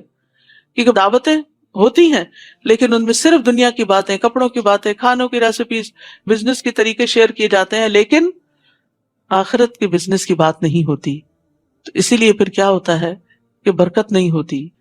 تو اللہ کی رحمت اور برکت سمیٹنے کے لیے گھروں کے اندر قرآن کے پڑھنے پڑھانے کے سلسلے جاری کرنے چاہیے، چاہے once a week, once a month, once a year, جس طرح بھی ہو.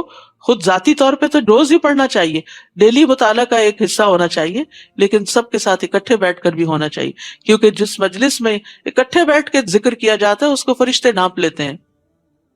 ان تقولوا انما انزل الكتاب على طائفتين من قبلنا وان كنا عن دراستهم لغافلين. نیز اس لیے یہ کتاب نازل کی کہ تم یہ نہ کہہ سکو کہ کتاب تو ہم سے پہلے کے دو گروہوں یعنی یہود و نصارہ پر ہی اتاری گئی اور ہم تو ان کے پڑھنے پڑھانے سے بے خبر رہے، یعنی ہم ان کی کتابوں سے بے خبر تھے. یا یہ کہنے لگو کہ اگر کتاب ہم پر اتاری جاتی تو ہم یقیناً ان سے زیادہ ہدایت یافتہ ہوتے. تو اب تمہارے رب کی طرف سے تمہارے پاس ایک واضح دلیل، ہدایت اور رحمت آ چکی ہے.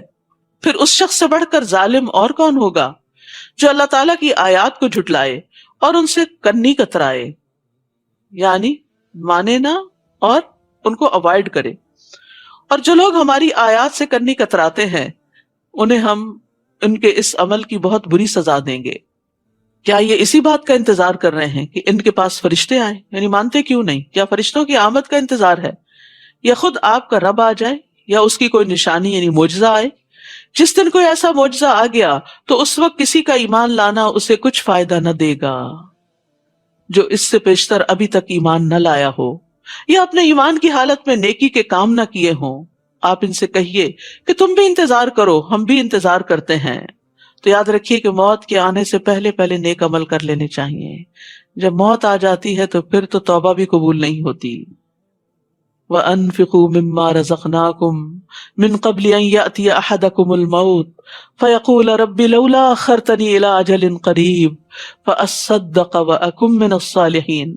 اور اس میں سے خرچ کرو جو ہم نے تمہیں دیا ہے، اس سے پہلے کہ تم میں سے کسی کو موت آ جائے، پھر وہ کہے کہ اے میرے رب، تو نے مجھے قریبی مدت تک مہلت کیوں نہ دی کہ میں صدقہ کرتا اور نیک لوگوں میں ہو جاتا.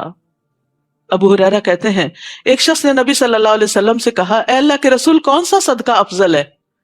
آپ نے فرمایا، تم اس حال میں صدقہ کرو کہ تم صحت مند ہو، مالدار ہونے کی توقع رکھتے ہو اور فقر سے ڈرتے ہو، اور اتنی دیر مت لگاؤ کہ جب جان حلق تک آ جائے تو کہنے لگو فلاں کو اتنا اور فلاں کو اتنا دے دو، حالانکہ اب تو وہ فلاں کا ہو ہی چکا، اب تو انہی کو ہی جائے گا، تم نہ بھی کہو تو اپنے ہاتھ سے دینا افضل ہے بنسبت اس کے کہ آپ چھوڑ جائیں اور لوگ جیسے چاہیں اس میں تصرف کریں. اور ایک اور بات جو اس آیت سے پتہ چلتی ہے، او کسبت فی ایمانہا خیرا، کہ ایمان لانے کے بعد نیکی کا ہر عمل انسان کو اچھے مرتبے تک پہنچاتا ہے. ابو ذر کہتے ہیں میں نے کہا اللہ کے رسول، کون سی چیز بندے کو آگ سے نجات دلاتی ہے؟ آپ نے فرمایا اللہ پر ایمان لانا. میں نے کہا اللہ کے نبی، کیا ایمان کے ساتھ عمل بھی ضروری ہے؟ یہ ہمارے سوالوں کا جواب ہے. اب آپ نے فرمایا اللہ نے اسے جو رزق عطا کیا اس میں سے خرچ کرے. پہلا عمل کیا بتایا؟ صدقہ کرے. میں نے کہا اللہ کے رسول، اگر وہ فقیر ہو اور اس کے پاس دینے کی کوئی چیز نہ ہو، آپ نے فرمایا پھر وہ نیکی کا حکم دے اور برائی سے روکے. میں نے کہا اللہ کے رسول اگر وہ ایسا کرنے سے بھی عاجز ہو, علم ہی کوئی نہیں, پتہ ہی نہیں, اور نیکی کا حکم دینے اور برائی سے روکنے کی طاقت بھی نہ ہو, آپ نے فرمایا کسی بے ہنر کو کوئی ہنر سکھا دے. کھانا پکانا آتا ہے کسی اور کو بھی سکھا دیں. اسی طرح کوئی اور کام آتا ہے تو دوسروں کو وہ کام ہی سکھا دیں. میں نے کہا اگر وہ خود بھی بے ہنر ہو, پھوڑ نرا, اور کچھ کرنے کی طاقت نہ رکھتا ہو, کیونکہ کچھ لوگ ایسے ہوتے نکمے, ہاتھ پہ ہاتھ رکھ کے بیٹھے رہتے, کچھ نہیں سیکھتے, نہ دین نہ دنیا, کچھ نہیں آتا, پھر آپ دیکھیں کہ کتنی ذلت اٹھاتے ہیں, ہر ایک کی باتیں سنتے ہیں, ہر ایک کی نگاہوں میں حقیر ہوتے ہیں. آپ نے فرمایا پھر کسی مغلوب یعنی مظلوم کی مدد کر دے. میں نے کہا اگر وہ ضعیف اور مظلوم کی مدد کی طاقت نہ رکھتا ہو. آپ نے فرمایا تم تو اپنے بھائی میں کوئی خیر و بھلائی چھوڑنا ہی نہیں چاہتے. ابو ہریرہ رضی اللہ عنہ کے سوالات ایسے تھے کہ وہ چاہتے تھے کہ آخری درجے کا بھی نیکی کا کام کوئی پتہ چل جائے کہ کوئی محروم نہ رہے. تو فرمایا ایسے شخص کو چاہیے کہ وہ لوگوں کو تکلیف نہ دے, کچھ نہیں کر سکتے تو پھر تکلیف بھی نہ دو.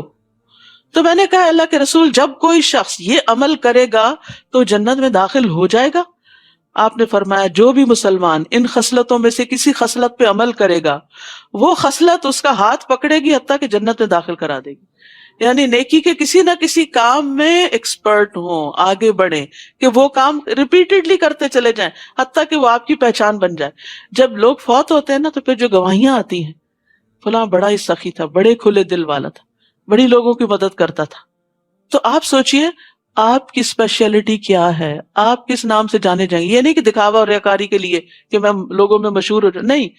کون سا کام ایسا ہے جو آپ دل لگا کے کرتے ہیں اور کرتے ہی رہتے ہیں, کوئی آپ کو اچھا کہے برا کہے, آپ نے اپنی زندگی کا اصول بنا لیا کہ میں نے یہ کرنا ہے. کیونکہ ہوتا پتہ کیا ہے, ہمارے اندر بہت سا ٹیلنٹ بھی ہوتا ہے, بہت ذہانت ہوتی ہے, ہمیں کام بھی آتا ہوتا ہے, ہم کرنے لگتے ہیں, ایک چھوٹی سی بات کسی کی ہمیں اوفینڈ کر دیتی ہے, ہم سب کچھ چھوڑ کے بیٹھ جاتے ہیں. ایسے لوگ کہیں کے بھی نہیں رہتے. تو یاد رکھیے جو نیکی کا کام کرنے والا ہو وہ ثابت قدم ہوتا ہے, مستقل مزاجی سے, کسی بات کی پرواہ نہیں کرتا, وہ ان سب باتوں سے اوپر اٹھتا ہے. ظاہر ہے بلند درجے اسی کے ہوں گے جو ان باتوں سے اوپر اٹھے گا. کوئی آپ کی تعریف کرے, کوئی آپ پہ تنقید کرے, ان چیزوں سے بے نیاز ہو جائیں. اللہ کی نظر میں آپ کا بلند مقام ہی اصل بلندی ہے. لوگوں کے دل تو بدلتے رہتے ہیں, لوگ آج تعریف کریں گے کل تنقید شروع کر دیں گے, پھر آپ کہاں کھڑے ہوں گے؟ کیا ان سے اپنی ججمنٹ لیں گے کہ آپ کون ہیں؟ آپ کو خود پتا ہونا چاہیے آپ کون ہیں, اور اس کے بعد یہ کہ اللہ کی نظر میں آپ کا مقام کیا ہے, اس کی فکر ہونی چاہیے. پھر فرمایا ان الذین فرقوا دینہم وکانوا شیعا, جن لوگوں نے اپنے دین میں تفرقہ ڈالا اور کئی فرقے بن گئے, یعنی اپنی اپنی خواہشات کے مطابق دین کو لیا اور ایک دوسرے کو برا بھلا کہنے لگے, ان سے آپ کو کچھ سروکار نہیں, یعنی گروہ بندی سے آپ بیزار ہیں. ان کا معاملہ اللہ کے سپرد ہے, پھر وہ خود ہی انہیں بتلائے گا کہ وہ کن کاموں میں لگے ہوئے تھے. تو یاد رکھیے فرقہ واریت سے بچنے کی تلقین کی جا رہی ہے. من جاء بالحسنۃ فلہ عشر امثالھا, جو کوئی اللہ کے ہاں کوئی نیکی لے کر آئے گا تو اسے اس نیکی کا 10 گنا ثواب ملے گا. ایک نیکی ملٹیپلائی بائی 10, اور جو کوئی برائی لے کر آئے گا اسے اتنی ہی سزا دی جائے گی. 1 ملٹیپلائی بائی 1 equal to 1. جتنی اس نے برائی کی تھی اور ان پر ظلم نہیں کیا جائے گا. تو یہ اللہ کا بندوں پر بڑا ہی احسان ہے. حتیٰ کہ اس احسان کی مزید تفصیل حدیث سے پتہ چلتی ہے. ابن عباس کہتے کہ رسول اللہ صلی اللہ علیہ وسلم اپنے رب تبارک و تعالیٰ سے روایت کرتے ہوئے فرماتے, اور اس کو حدیث قدسی کہا جاتا ہے, کہ بے شک اللہ نے نیکیاں اور برائیاں لکھی پھر ان کو بیان کر دیا. پھر جس نے نیکی کا ارادہ کیا, نیت کر لی, لیکن عمل نہ کر سکا, کوئی مصروفیت آڑے آ گئی, کوئی اور وجہ بن گئی, تو اللہ نے اس کے لیے اپنے پاس ایک مکمل نیکی لکھی, وہ بھی لکھا گیا. اور اگر اس نے ارادہ کرنے کے بعد عمل بھی کر لیا تو اللہ نے اس کے لیے اپنے پاس 10 نیکیوں سے لے کر 700 بلکہ اس سے بھی زیادہ لکھا کہ کون کتنے خلوص کے ساتھ, کتنی محبت اور چاہت کے ساتھ اچھا کام کرتا ہے. اور جس نے کسی برائی کا ارادہ کیا پھر اس پر عمل نہیں کیا تو اللہ نے اس کے لیے اپنے پاس ایک مکمل نیکی لکھ لی. بری نیت تھی لیکن چھوڑ دی تو اس پر بھی نیکی مل گئی. یہ ہے نا اللہ کی رحمت اور فضل. اور اگر اس نے ارادہ کرنے کے بعد عمل بھی کر لیا تو صرف ایک برائی لکھی. تو آپ سوچئے کہ اگر اس ریشو کے ساتھ بھی کسی کی برائیاں نیکیوں سے اوپر ہو جائیں تو پھر اس کا انجام کیا ہونا چاہیے. اللہ نے تو ہمیں نیکیاں کمانے کے کھلے موقع عطا کیے اور ایک ایک نیکی کو پہاڑ بنا دیا, تو پھر بھی اگر کسی کی نیکیاں کم ہیں اور برائیاں ہی اس نے زیادہ کی ہیں تو پھر واقعی وہ برائی شخص ہے. قل اننی ہدانی ربی الی صراط مستقیم دینا قیما ملت ابراہیم حنیفا وما کان من المشرکین. آپ ان سے کہیے کہ میرے رب نے مجھے سیدھی راہ دکھا دی ہے، یہی وہ مستحکم دین ہے جو ابراہیم حنیف کا طریقہ زندگی تھا، اور سیدنا ابراہیم مشرکوں میں سے نہ تھے. قل ان صلاتی ونسکی ومحیای ومماتی للہ رب العالمین. آپ ان سے کہہ دیجئے میری نماز، میری قربانی، میری زندگی اور میری موت سب کچھ اللہ رب العالمین کے لیے ہے. اللہ ہم سے ہر کام میں اخلاص مانگتا ہے، چاہے ہماری نماز ہو، جسمانی عبادات ہو، چاہے ہماری قربانی ہو، مالی عبادات ہو، زندگی پوری کچھ بھی ہم کریں، چاہے ہماری موت کا وقت ہو، ہر موقع پر اللہ ہی کو یاد رکھنا ہے، اللہ ہی کے لیے سب کام کرنے ہیں. تو نیک اعمال پر مبنی زندگی ہو اور ایمان پر خاتمہ ہو، اس کی دعا کرنی چاہیے، اس کی تمنا رکھنی چاہیے کہ زندگی میں بھی اچھے اچھے کام کروں اور موت کے وقت بھی اللہ کو راضی کر کے جاؤں. یعنی میری زندگی نیک عمل کے ساتھ ہو اور مروں تو اللہ رب العالمین کی ذات پر ایمان رکھتے ہوئے مروں. لا شریک لہ وبذالک امرت وانا اول المسلمین. جس کا کوئی شریک نہیں، مجھے اسی بات کا حکم دیا گیا اور میں سب سے پہلے اللہ کا فرما بردار بنتا ہوں. آپ ان سے کہیے کیا میں اللہ کے علاوہ کوئی اور رب تلاش کروں؟ حالانکہ وہ ہر چیز کا رب ہے. رب کون ہوتا ہے؟ خالق، مالک، مدبر، رازق، معبود. اور جو شخص بھی کوئی برا کام کرے گا تو اس کا بوجھ اسی پر ہوگا، اپنے کیے کو خود ہی بھگتنا ہوگا. کوئی شخص کسی دوسرے کا بوجھ نہ اٹھائے گا. پھر تمہیں اپنے رب کے ہاں لوٹ کر جانا ہے، اور جن باتوں میں تم اختلاف کرتے ہو وہ سب کچھ تمہیں بتا دے گا. وہی تو ہے جس نے تمہیں زمین میں نائب بنایا اور ایک کے مقابلے میں دوسرے کے درجے بلند کیے، یعنی بندوں میں فرق رکھا، تاکہ جو کچھ اس نے تمہیں دے رکھا ہے اسی میں تمہاری آزمائش کرے. بلا شبہ آپ کا رب سزا دینے میں دیر نہیں لگاتا، اور ساتھ ہی ساتھ وہ یقیناً بخشنے والا اور مہربان بھی ہے. سورۃ الاعراف. بسم اللہ الرحمن الرحیم. الف لام میم صاد. کتاب انزل الیک فلا یکن فی صدرک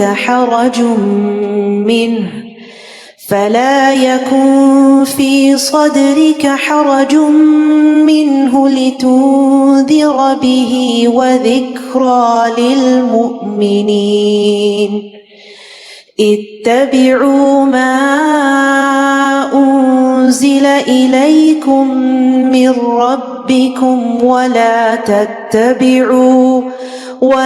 تتبعوا من دونه اولیاء قلیلا ما تذکرون.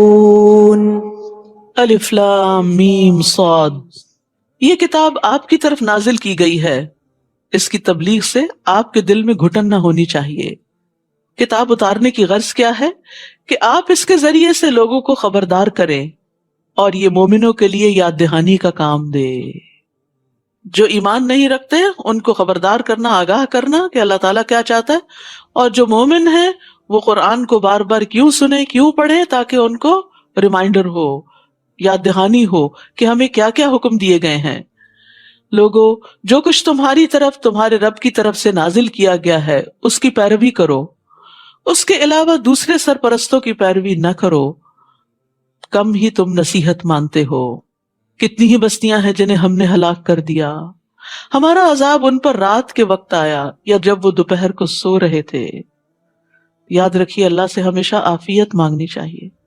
نہیں پتا سوتے جاگتے کس وقت کون سی بلا کہاں سے ٹپک پڑے. تو یہ عافیت کی دعا ہے. اللہم احفظنی من بین یدی ومن خلفی وعن یمینی وعن شمالی ومن فوقی واعوذ بعظمتک ان اغتال من تحتی. یہ پڑھتے رہنا چاہیے. اور پھر خصوصاً غفلت کے وقت جب لوگ غافل ہوں، رات کو آنکھ کھلے، اس وقت بھی اللہ سبحانہ تعالیٰ سے دعا کرنی چاہیے کہ اللہ تعالیٰ ہمارا انجام ہر چیز میں اچھا کرے. پھر جب ان پر عذاب آ گیا تو اس وقت ان کی پکار یہی تھی کہ بلا شبہ ہم ہی ظالم تھے. انہوں نے اپنی غلطی کا اعتراف کر لیا، لیکن اس وقت فائدہ کچھ نہیں. جن لوگوں کی طرف ہم نے رسول بھیجے تھے ہم ان سے بھی ضرور باز پرس کریں گے اور رسولوں سے بھی ضرور پوچھیں گے. یعنی قیامت کے دن ہر انسان سے سوال ہوگا. نبی صلی اللہ علیہ وسلم نے فرمایا تم میں سے ہر شخص نگران ہے اور اس سے اس کے رعیت کے متعلق سوال کیا جائے گا. یعنی شوہر بھی، بیوی بھی، حتیٰ کہ غلام بھی. پھر ہم اپنے علم سے پوری حقیقت ان پر بیان کر دیں گے. آخر ہم اس وقت غائب تو نہ تھے. اس دن انصاف کے ساتھ اعمال کا وزن کیا جائے گا. جن کے پلڑے بھاری نکلے وہی فلاح پائیں گے. یاد رکھیے میزان برحق ہے. والوزن یومئذ الحق. اس دن اعمال تولے جائیں گے، اور بعض روایات میں آتا ہے کہ انسان تولے جائیں گے، اور بعض میں اعمال نامے تولے جائیں گے، اور بعض میں یہ کہ اعمال شکل اختیار کریں گے، جسم بن جائیں گے. اور جیسے ایک لقمہ پہاڑ برابر ہو جائے گا تو وہ پہاڑ رکھ دیا جائے گا، وہ پہاڑ رکھ دیا جائے گا میزان کے اندر. اور وہ میزان اتنا بڑا ہے کہ جس میں زمین و آسمان رکھے جا سکتے ہیں. نبی صلی اللہ علیہ وسلم نے فرمایا قیامت کے دن بڑے بڑے ترازو رکھے جائیں گے، پس اگر اس میں آسمانوں اور زمین کا وزن کرنا چاہیں تو میزان کی وسعت اس سے زیادہ ہوگی. فرشتے پوچھیں گے یہ ترازو کس کے لیے وزن کرے گا؟ اتنا بڑا ترازو یہ کس کے لیے؟ تو اللہ تعالیٰ فرمائیں گے میں اپنی خلقت میں سے جس کے لیے چاہوں گا. تو فرشتے کہیں گے سبحانک ما عبدناک حق عبادتک. اے اللہ تو پاک ہے، ہم تیری عبادت ویسی نہ کر سکے جیسا کہ کرنے کا حق.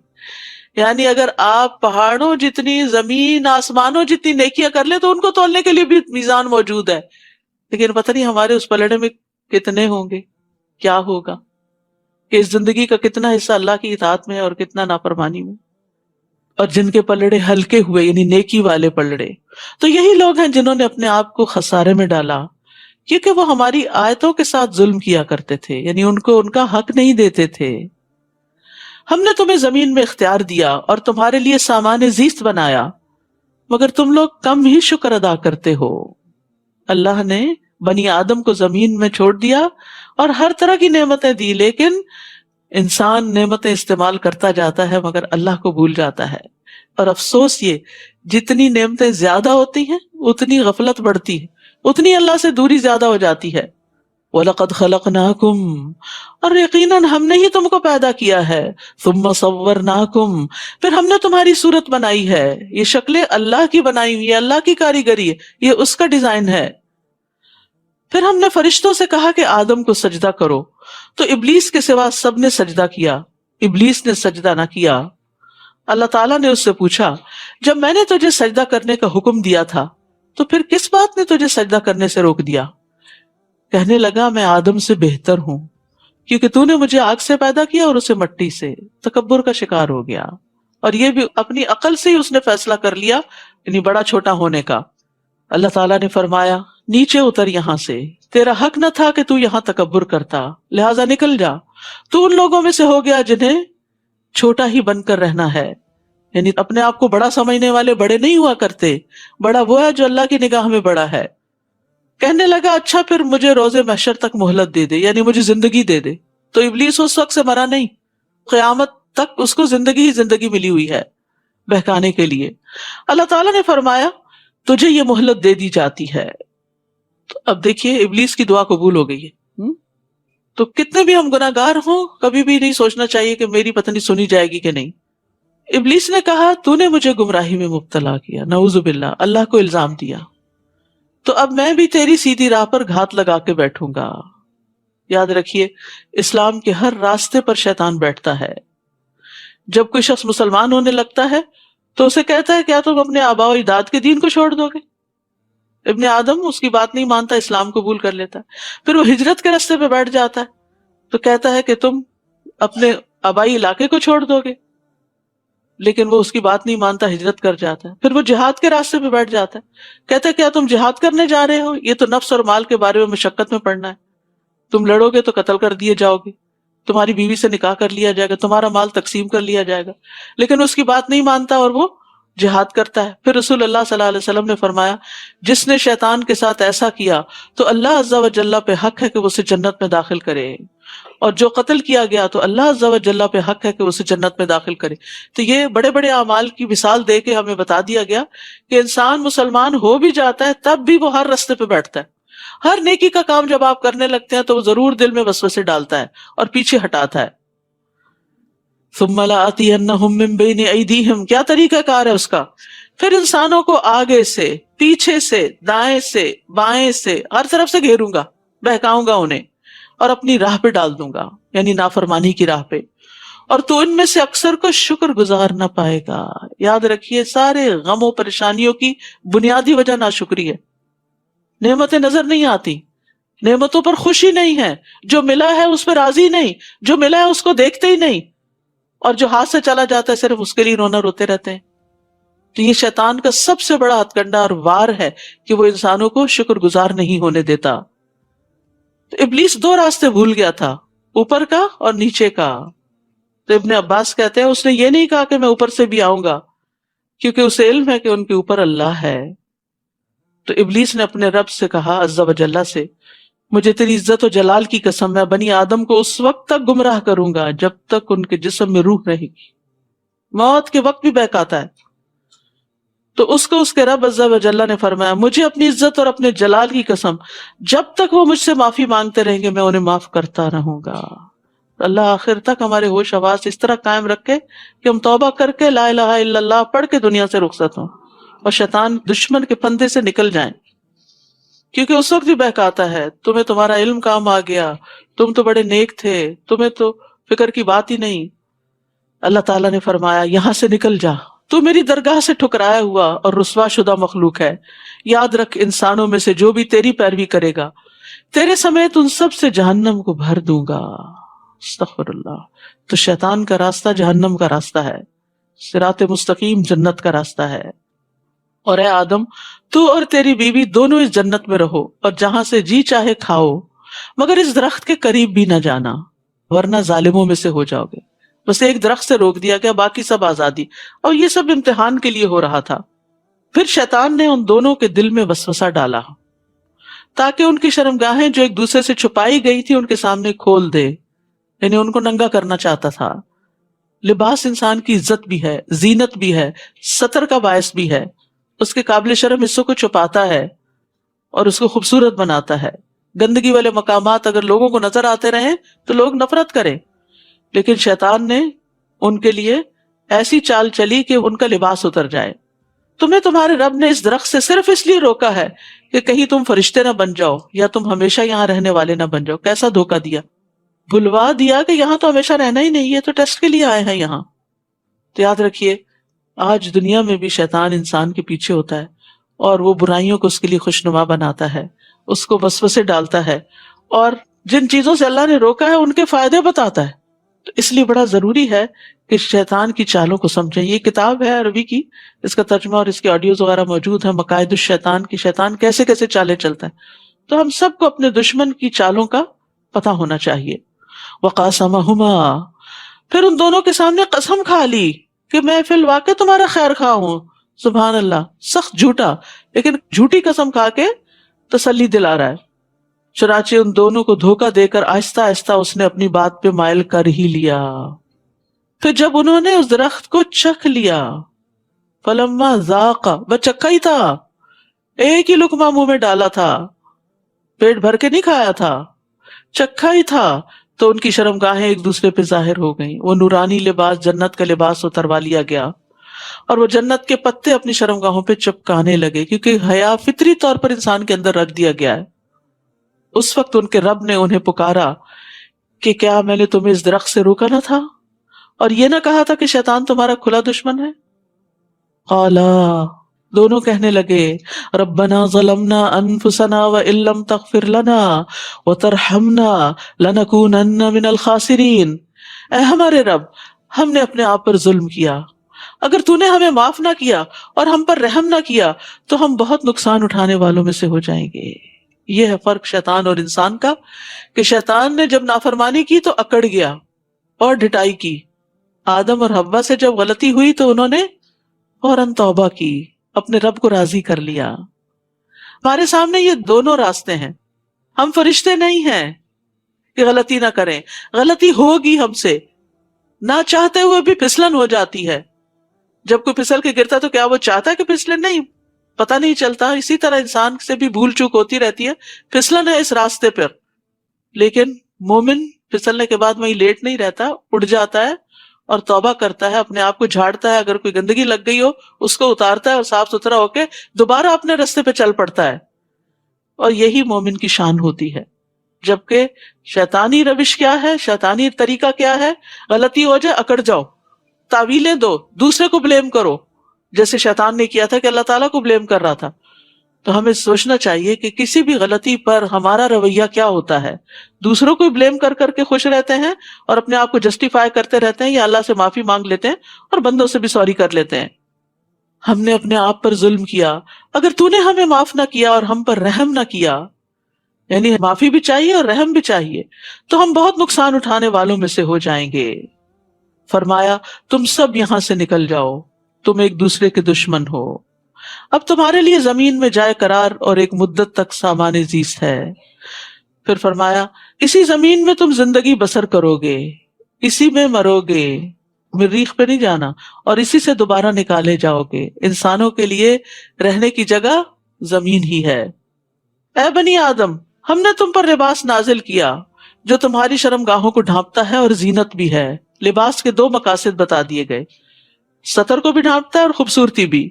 اور لباس تو تقوی ہی کا بہتر ہے. وَلِبَاسُ التَّقْوَىٰ، یہ اللہ تعالیٰ کی نشانیوں میں سے ایک نشانی ہے.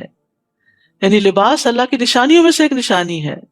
شاید لوگ کچھ سبق حاصل کریں. بخاری میں بڑا خوبصورت باب ہے کتاب اللباس، اس کو اگر پڑھا جائے تو پوری ہدایات ملتی ہیں کہ ہمیں کس قسم کا لباس پہننا چاہیے. آپ صلی اللہ علیہ وسلم کو سفید لباس پسند تھا، بہت قیمتی لباس پسند نہیں کرتے تھے. اے بنی آدم، ایسا نہ ہو کہ شیطان تمہیں فتنے میں مبتلا کر دے جیسے اس نے تمہارے والدین کو جنت سے نکلوا دیا تھا. خبردار کیا جا رہا ہے، وہ جو تمہارے والدین کا دشمن تھا وہ تمہارا بھی دشمن ہے. ان کو نکلوایا تھا کہیں تمہیں بھی جنت سے محروم نہ کرے. اور ان سے ان کے لباس اتروا دیے تھے تاکہ ان کی شرم گاہیں انہیں دکھلا دے. تو دنیا میں شیطان کو انسان پہ قابو پانے کا ایک بہت اچھا طریقہ کیا ہے کہ اس کو ننگا کر دیا جائے، یعنی ریویلنگ ڈریسز. اور اس میں آپ دیکھیے کہ مردوں کے مقابلے میں عورتیں زیادہ ریویلنگ ڈریسز پہنتی ہیں کہ جن سے جسم ننگا ہوتا ہے. بعض اوقات شادی کے موقع پہ ایسے ڈریسز یا تو سلیو لیس یا آرگنزا وغیرہ کے بازو لگا لیتے ہیں جو نہ ہونے کے برابر. اسی طرح بعض اوقات اتنا ٹائٹ لباس کے جس سینے کو ڈھانکنے کا حکم دیا وہی سب سے زیادہ نمایاں ہو رہا ہوتا ہے. اس کو عورت کی آزادی سمجھ دیا گیا. یہ بھی ایک خوش فہمی ہے کہ اپنے جسم کو نمایاں کرنا آزادی کہاں کی. اس کے بعد جس طرح کی مشکلات آتی ہیں وہ انسان کو آزاد تو نہیں رہنے دیتی. جس طرح کی ہراسمنٹ ہوتی ہے اور جس طرح کی پریشانیاں دیکھنی پڑتی ہیں ان کاموں سے، وہ آزادی نہیں ہے. عورت کے لیے عزت کا مقام اس کی قابلیت ہے، اس کا تقوی ہے کہ وہ اپنے اعمال کی بنا پر مقام پیدا کرے، نہ کہ اپنے جسم کو ننگا کر کے دوسروں کی نظر میں جچے اور دوسروں کے لیے ایک زینت کا سامان بن جائے.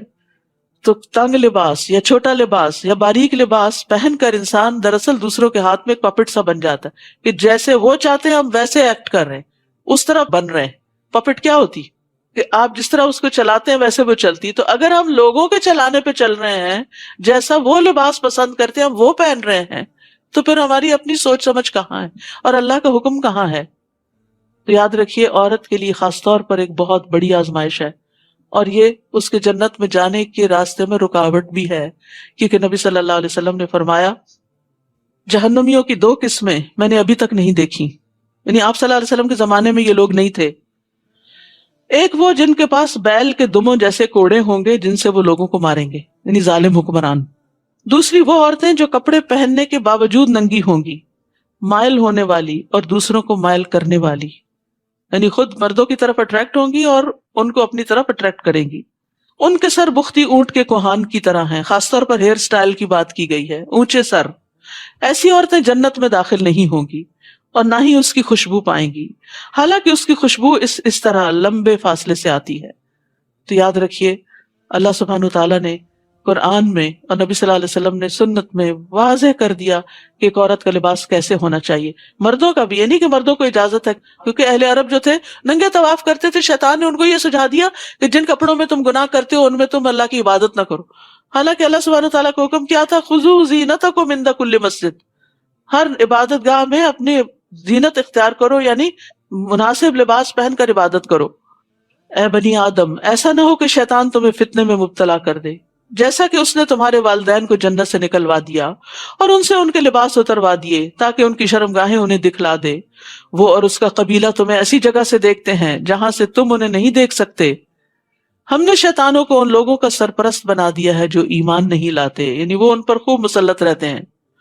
اور جب وہ کوئی شرمناک کام کرتے ہیں تو کہتے ہیں ہم نے اپنے باپ دادا کو اسی طریقے پر پایا، یعنی ننگے طواف کرنے وغیرہ کا طریقہ، اور اللہ نے ہمیں ایسا کرنے کا حکم دیا ہے، یعنی غلط بات کو اللہ کی طرف منسوب کرتے ہیں. تقوی کا خود ساختہ معیار. آپ ان سے کہیے کہ اللہ کبھی بے حیائی کا حکم نہیں دیتا. کیا تم اللہ کے ذمے ایسی باتیں لگاتے ہو جو تم جانتے نہیں؟ آپ کہہ دیجئے میرے رب نے تو انصاف کا حکم دیا ہے، اور اس بات کا کہ ہر مسجد میں نماز کے وقت اپنی توجہ ٹھیک اسی کی طرف رکھو، یعنی عبادت خالصتاً اللہ کے لیے، اور پھر دین کو اسی کے لیے خالص کرتے ہوئے اس کو پکارو. جس طرح اس نے تمہیں پہلے پیدا کیا اسی طرح تم پھر دوبارہ پیدا کیے جاؤ گے. ایک فریق کو تو اس نے ہدایت دی اور دوسرے فریق پر گمراہی واجب ہو گئی، کیونکہ انہوں نے اللہ کو چھوڑ کر شیطانوں کو اپنا سرپرست بنا لیا تھا. پھر وہ یہ بھی سمجھ رہے ہیں کہ وہ سیدھی راہ پر ہیں. یعنی بہت سے لوگ اس دھوکے میں مبتلا ہیں، غلط کرتے ہوئے اپنے آپ کو جسٹیفائی کرتے ہیں اور اپنے آپ کو صحیح سمجھتے ہیں، اور اگر ان کو روکا جائے کہ ایسا نہ کرو تو وہ ان کو الٹا غلط قرار دیتے ہیں. اے بنی آدم، جب بھی کسی مسجد میں جاؤ تو آراستہ ہو کر جاؤ، صاف ستھرے آنا چاہیے عبادت گاہوں میں، کیونکہ اس سے اپنی عبادت بھی متاثر ہوتی ہے اور دوسرے کی بھی. جب انسان صاف ستھرا ہوتا ہے، اچھے لباس میں ہوتا ہے، تو پھر ایکٹیولی ورشپ کرتا ہے، یعنی اس کی عبادت میں ایک نشاط ہوتا ہے. ورنہ سستی کے مارے اور یون کر رہا ہے اور تھکا ہوا ہے اور تو دوسرے بھی ساتھ اس کے ویسے ہی ہو جاتے ہیں. اور کھاؤ پیو لیکن اسراف نہ کرو، کیونکہ اللہ اسراف کرنے والوں کو پسند نہیں کرتا. تو یہاں زینت کی بات جو کی گئی، زینت سے مراد اچھے کپڑے، مسواک اور خوشبو ہے، لیکن عورتوں کو مسجد میں خوشبو لگا کے آنے سے منع کیا گیا ہے تاکہ مردوں کی عبادت میں خلل نہ ہو، اٹریکٹ نہ ہو اس طرف. پھر اسی طرح جمعہ کے دن خاص طور پر ہر چیز کا اچھی طرح اہتمام کرنا، نہا کر آنا، اچھا لباس پہننا، مسواک کرنا، خوشبو لگانا، ناخن کاٹنا، بال تراشنے کی ضرورت ہے یا انڈر آرم، انڈر لیگز وغیرہ صفائی کی ضرورت ہے تو وہ کر کے صاف ستھرے فریش ہو کر مسجد میں آنا، یہی اس حکم کا تقاضا ہے. رسول اللہ صلی اللہ علیہ وسلم نے فرمایا تم میں سے جب کوئی نماز پڑھے تو وہ 2 کپڑے پہن لیا کرے، کیونکہ اللہ اس بات کا حقدار ہے کہ اس کے لیے زینت اختیار کی جائے. آپ صلی اللہ علیہ وسلم نے یہ بھی فرمایا کہ تم میں سے کسی کے لیے حرج نہیں کہ اگر ممکن ہو تو جمعہ کے لیے اپنے کام کاج کے کپڑوں کے علاوہ 2 کپڑے اور بنا رکھے، یعنی اسپیشل ڈریس میں آؤ جو گھر میں نہ پہنو، کیونکہ ہوتا ہی ہے کہ کوکنگ کر رہے ہیں، ساری خوشبو کپڑوں میں گھس گئی اور اسی کے ساتھ مسجد آ گئے، خود بھی بیزار ہوئے اور دوسروں کو بھی کیا. وَكُلُوا وَاشْرَبُوا وَلَا تُسْرِفُوا إِنَّهُ لَا يُحِبُّ الْمُسْرِفِينَ. کھاؤ پیو لیکن اسراف نہ کرو، زیادہ ضرورت نہ کھاؤ. ڈاکٹرز کہتے ہیں کہ ساری طب اس آیت میں ہے، یعنی انسان اگر اعتدال سے کھاتا تو بیمار نہیں پڑتا. بیماری ہوتی ہی بے اعتدالی کی وجہ سے، کبھی میٹھا زیادہ کھا لیا اور کبھی نمکین چیزیں زیادہ کھا لی، کبھی صرف ایک ہی طرح کی فوڈ کھا لی کہ وہ پسند ہے. جیسے بچے کرتے ہیں نا کہ اگر کھانے کے وقت ان کو آئس کریم کا بول دے دو تو کہیں گے ہمارا پیٹ بھر گیا، لیکن یہی اسراف ہے. ایک بیلنس ڈائٹ ہونی چاہیے. پھر طیب کھانا ہونا چاہیے، یعنی صاف ستھرا. نبی صلی اللہ علیہ وسلم نے فرمایا مرنے کے بعد سب سے پہلے انسان کے جسم میں اس کا پیٹ بدبودار ہوتا ہے، بس جو کوئی طاقت رکھتا ہو کہ پاک اور طیب کے سوا اور کچھ نہ کھائے تو اسے ایسا ہی کرنا چاہیے. پھر یہ کہ بہت پیٹ بھر کے نہیں کھانا چاہیے، سادہ غذا کھانی چاہیے. حضرت عائشہ کہتی ہیں کہ محمد صلی اللہ علیہ وسلم کے گھرانے نے اگر کبھی ایک دن میں 2 بار کھانا کھایا تو ضرور اس میں ایک وقت صرف کھجوریں ہوتی تھی، را فوڈ ہوتی تھی، ایک وقت بس پکا ہوا کھانا کھاتے تھے. اب آگے آ رہے ہیں نا روزے، تب آپ دیکھ سکتے ہیں کہ اپنے ٹائم کو، کیونکہ راتیں چھوٹی ہیں، کھانے کے اوقات تنگ ہیں، تو اس میں اچھا سا مینیو پلان کریں کہ جس میں اس آیت پر عمل ہو سکے. کہہ دیجئے اللہ نے اپنے بندوں کے لیے جو زینت اور کھانے کی پاکیزہ چیزیں پیدا کی انہیں حرام کس نے کیا؟ یعنی اللہ نے حرام نہیں کیا لیکن اعتدال کا حکم ضرور دیا ہے. آپ کہیے کہ یہ چیزیں دنیا کی زندگی میں ان لوگوں کے لیے ہیں جو ایمان لائے، یعنی ایمان والوں کے لیے اچھی چیز کھانا یا پہننا حرام نہیں ہے، اور قیامت کے دن تو خالصتاً انہی کے لیے ہوں گی. ہم اسی طرح اپنی آیات کو صاف صاف بیان کرتے ہیں ان لوگوں کے لیے جو علم رکھتے ہیں.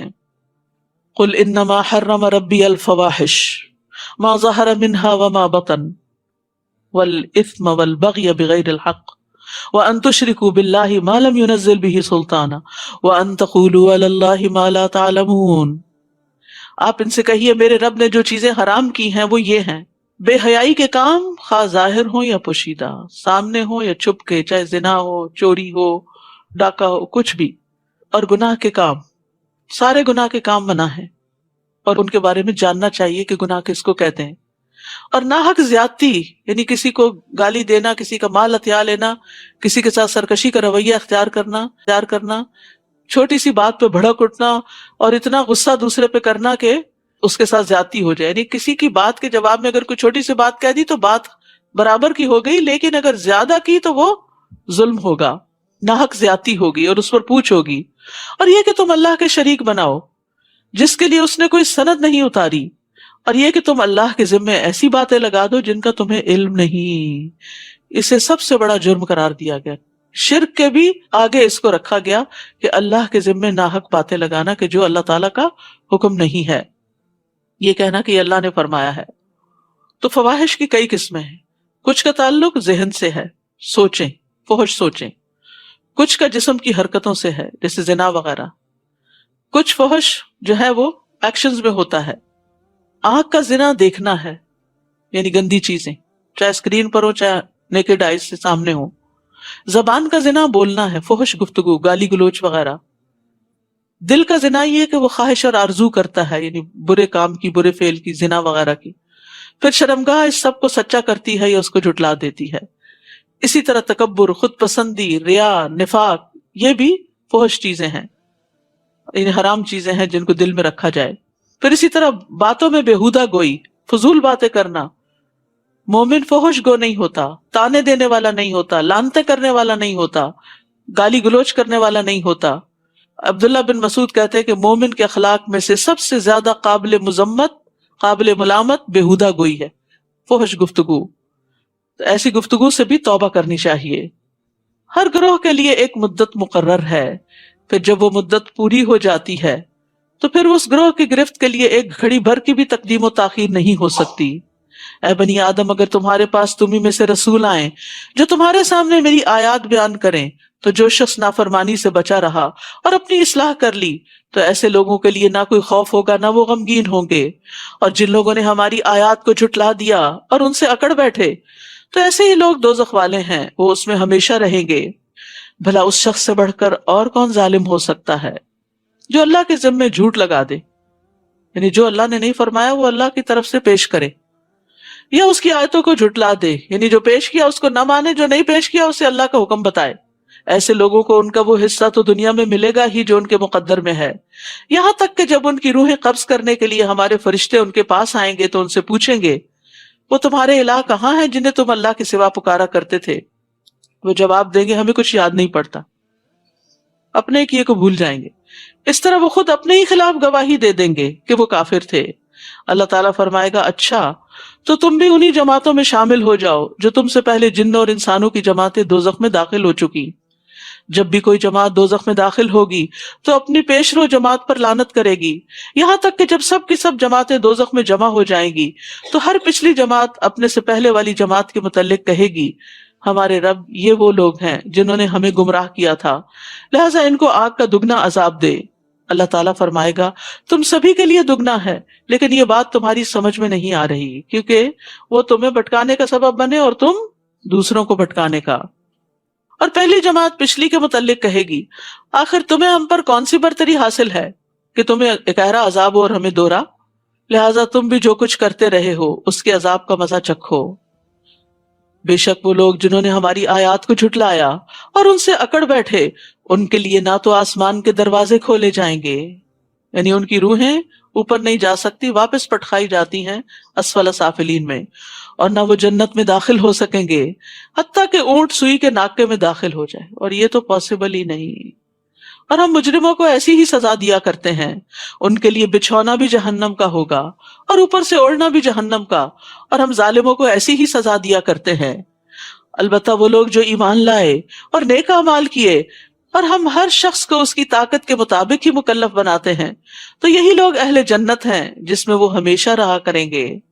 ان اہل جنت کے دلوں میں اگر ایک دوسرے کے خلاف کچھ کدورت ہوگی تو ہم اسے نکال دیں گے۔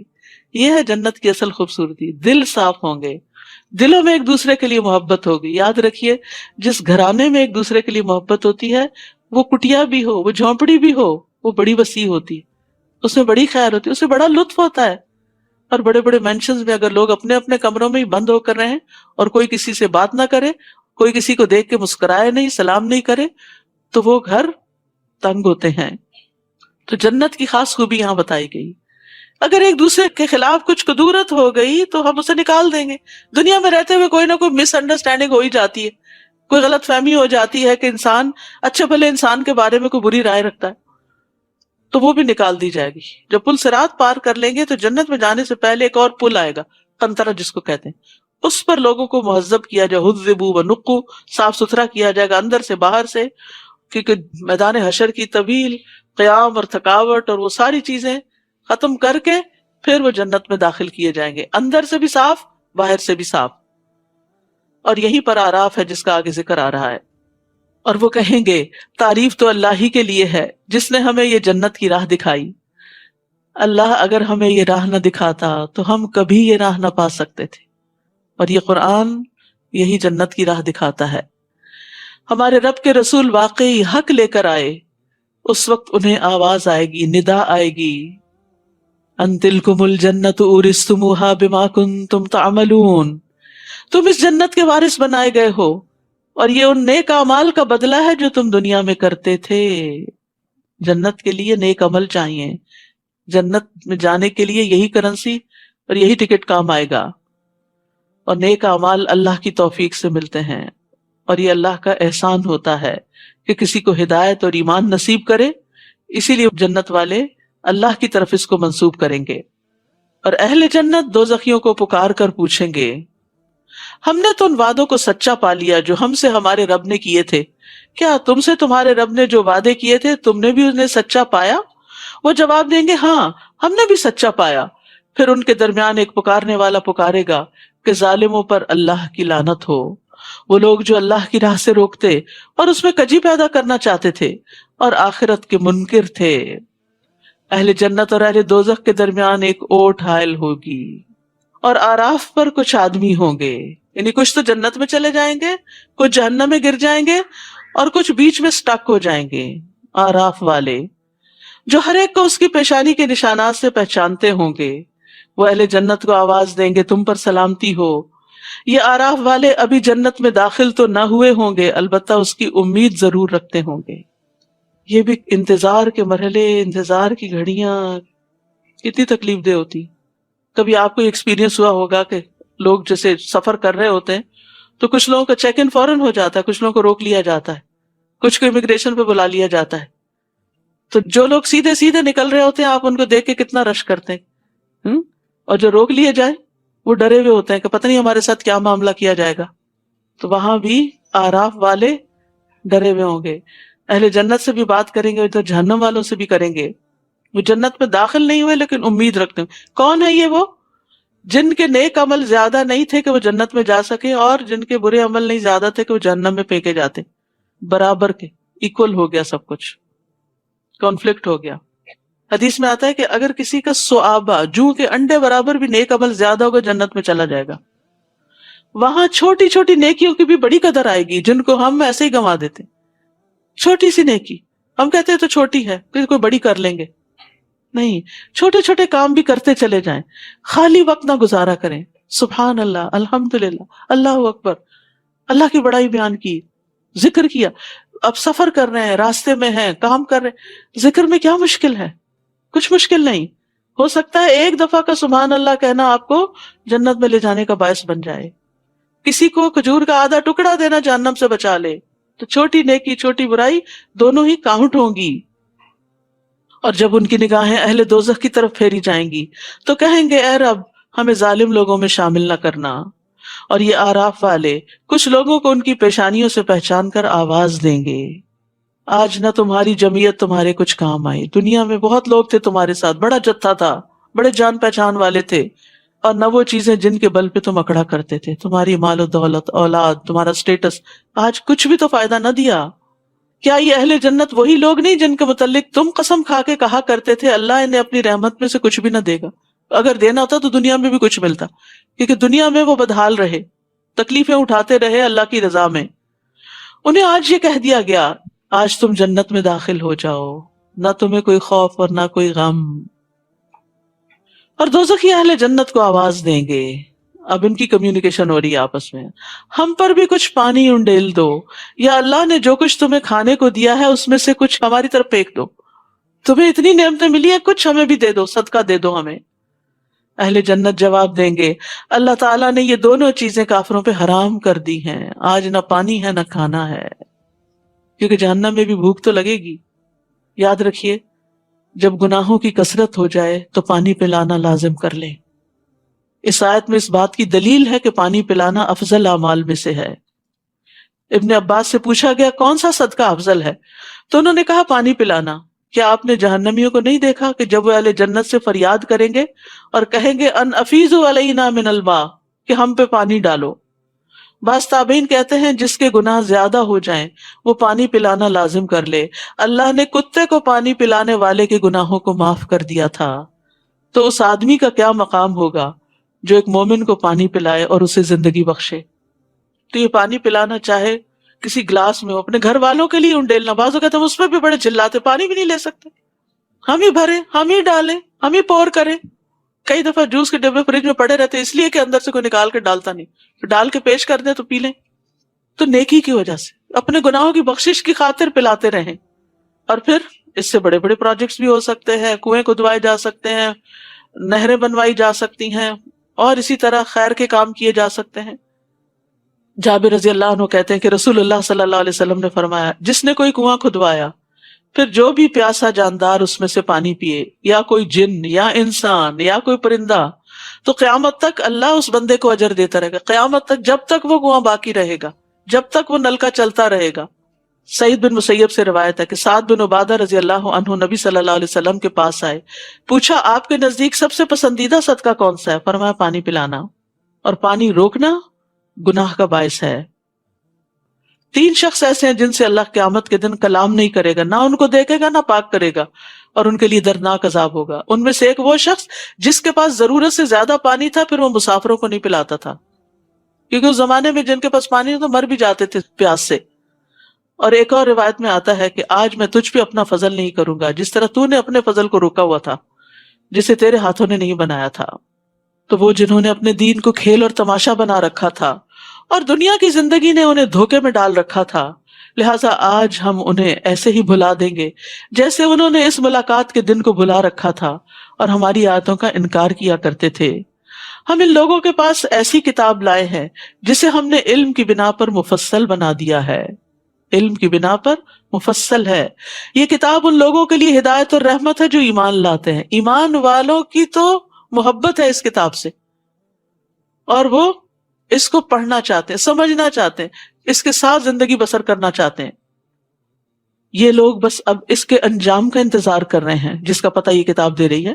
جس دن اس کا انجام سامنے آ جائے گا تو جن لوگوں نے پہلے کتاب کو بھلا رکھا تھا وہ کہیں گے واقعی ہمارے پاس رسول حق بات لے کر آئے تھے، پھر اب کیا ہمارے لیے کوئی سفارشی ہیں جو ہماری سفارش کرے، یا ہمیں دنیا میں واپس ہی بھیج دیا جائے تاکہ جو کام ہم کرتے رہے اس کے علاوہ دوسری قسم کے کام کریں۔ ان لوگوں نے اپنے آپ کو خسارے میں ڈال دیا، اور جو کچھ بھی وہ باتیں بنایا کرتے تھے انہیں کچھ یاد نہ رہے گی۔ ان ربکم اللہ الذی خلق السماوات والارض فی 6 ایام ثم استوی علی العرش، یقیناً تمہارا رب وہ اللہ ہے جس نے آسمانوں اور زمین کو 6 دن میں پیدا کیا، پھر اپنے عرش پر قرار پکڑا۔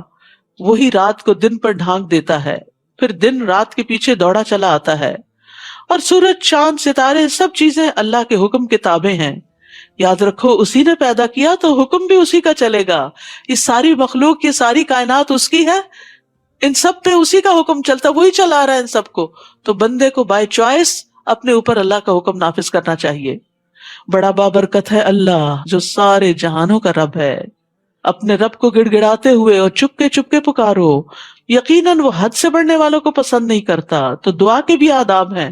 دعا میں وہ طریقے اختیار نہیں کرنے چاہیے کہ جو سنت سے ثابت نہیں. تضرع کا مطلب ہوتا ہے اللہ کے سامنے ذلت اور عاجزی اختیار کرنا. اللہ میں بہت گناہ گار ہوں، اپنے گناہوں کا اقرار کرتے ہوئے دعائیں مانگنا. اور خفیہ کا مطلب ہے چھپ چھپ کے رونا اور چھپ چھپ کے دعائیں کرنا، کیونکہ ریاکاری کرنے والوں کو اللہ کی ربوبیت پہ یقین نہیں ہوتا. اور منافقین تو دھوکہ دے رہے تھے، لوگوں کے سامنے ٹسوے بہاتے اور لوگوں کو یقین دلاتے ہیں ہم بڑے نیک ہیں، حالانکہ اکیلے میں نہ کبھی روئے اور نہ کبھی ایسی دعائیں مانگی.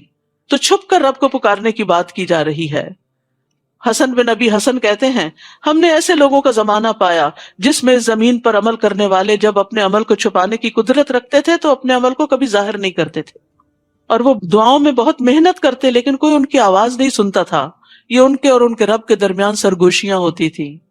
دل ہی دل میں پکارو، چپ کے پکارو، گڑ گڑا کے پکارو، رو کے پکارو، چھپ کے پکارو، تاکہ آپ کا اور اپنے رب کا ایک ون آن ون کنیکشن ہو.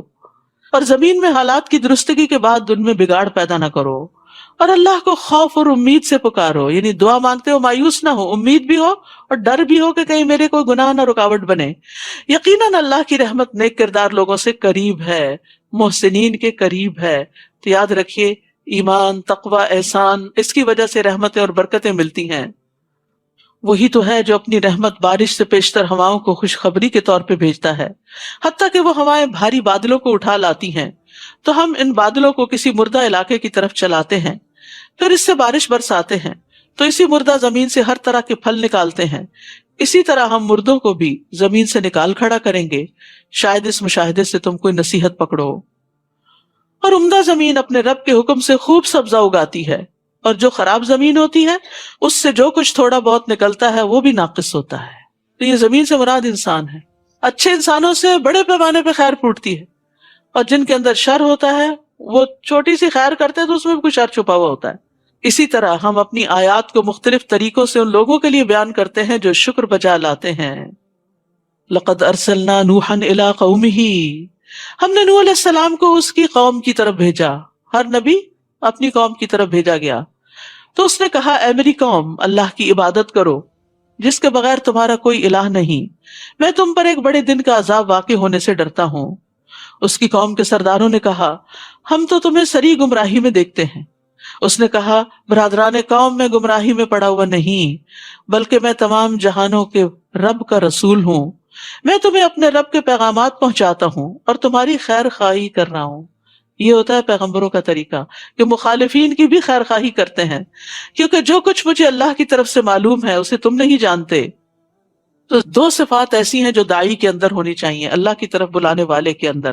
اگر وہ ان سے اپنے آپ کو آراستہ کر لے تو اس کے کام میں قبولیت اور برکت ہوتی ہے.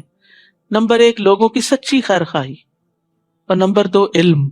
دل میں آپ لوگوں کے خیر خواہ ہوں، ان کی تنقید کے باوجود ان کی خیر خواہی کرتے رہے، وہ آپ کو تکلیف بھی دیں پھر بھی آپ ان کا بھلا سوچتے رہیں، ان کے لیے دعائیں کرتے رہیں. اور دوسرا یہ کہ جو چیز بتا رہے ہیں اس کے بارے میں صحیح طور پر علم بھی ہو، جان کر، علم حاصل کر کے. کیا تمہیں اس بات پر تعجب ہے کہ تمہارے پاس نصیحت تمہارے رب کی طرف سے ایک ایسے آدمی کے ذریعے آئی ہے جو تمہیں میں سے ہے، تاکہ وہ تمہیں برے انجام سے ڈرائے اور تم نافرمانی سے بچو تاکہ تم پہ رحم کیا جائے. چنانچہ انہوں نے نوح کو جھٹلا دیا تو ہم نے نوح کو اور اس کے ساتھیوں کو جو کشتی میں سوار تھے بچا لیا، اور ان لوگوں کو غرق کر دیا جنہوں نے ہماری آیات کو جھٹلایا تھا. بلا شبہ وہ اندھے لوگ تھے، سب کچھ دیکھتے ہوئے بھی سمجھ نہیں رہے تھے. اور قوم عاد کی طرف ہم نے ان کے بھائی ہود کو بھیجا علیہ السلام.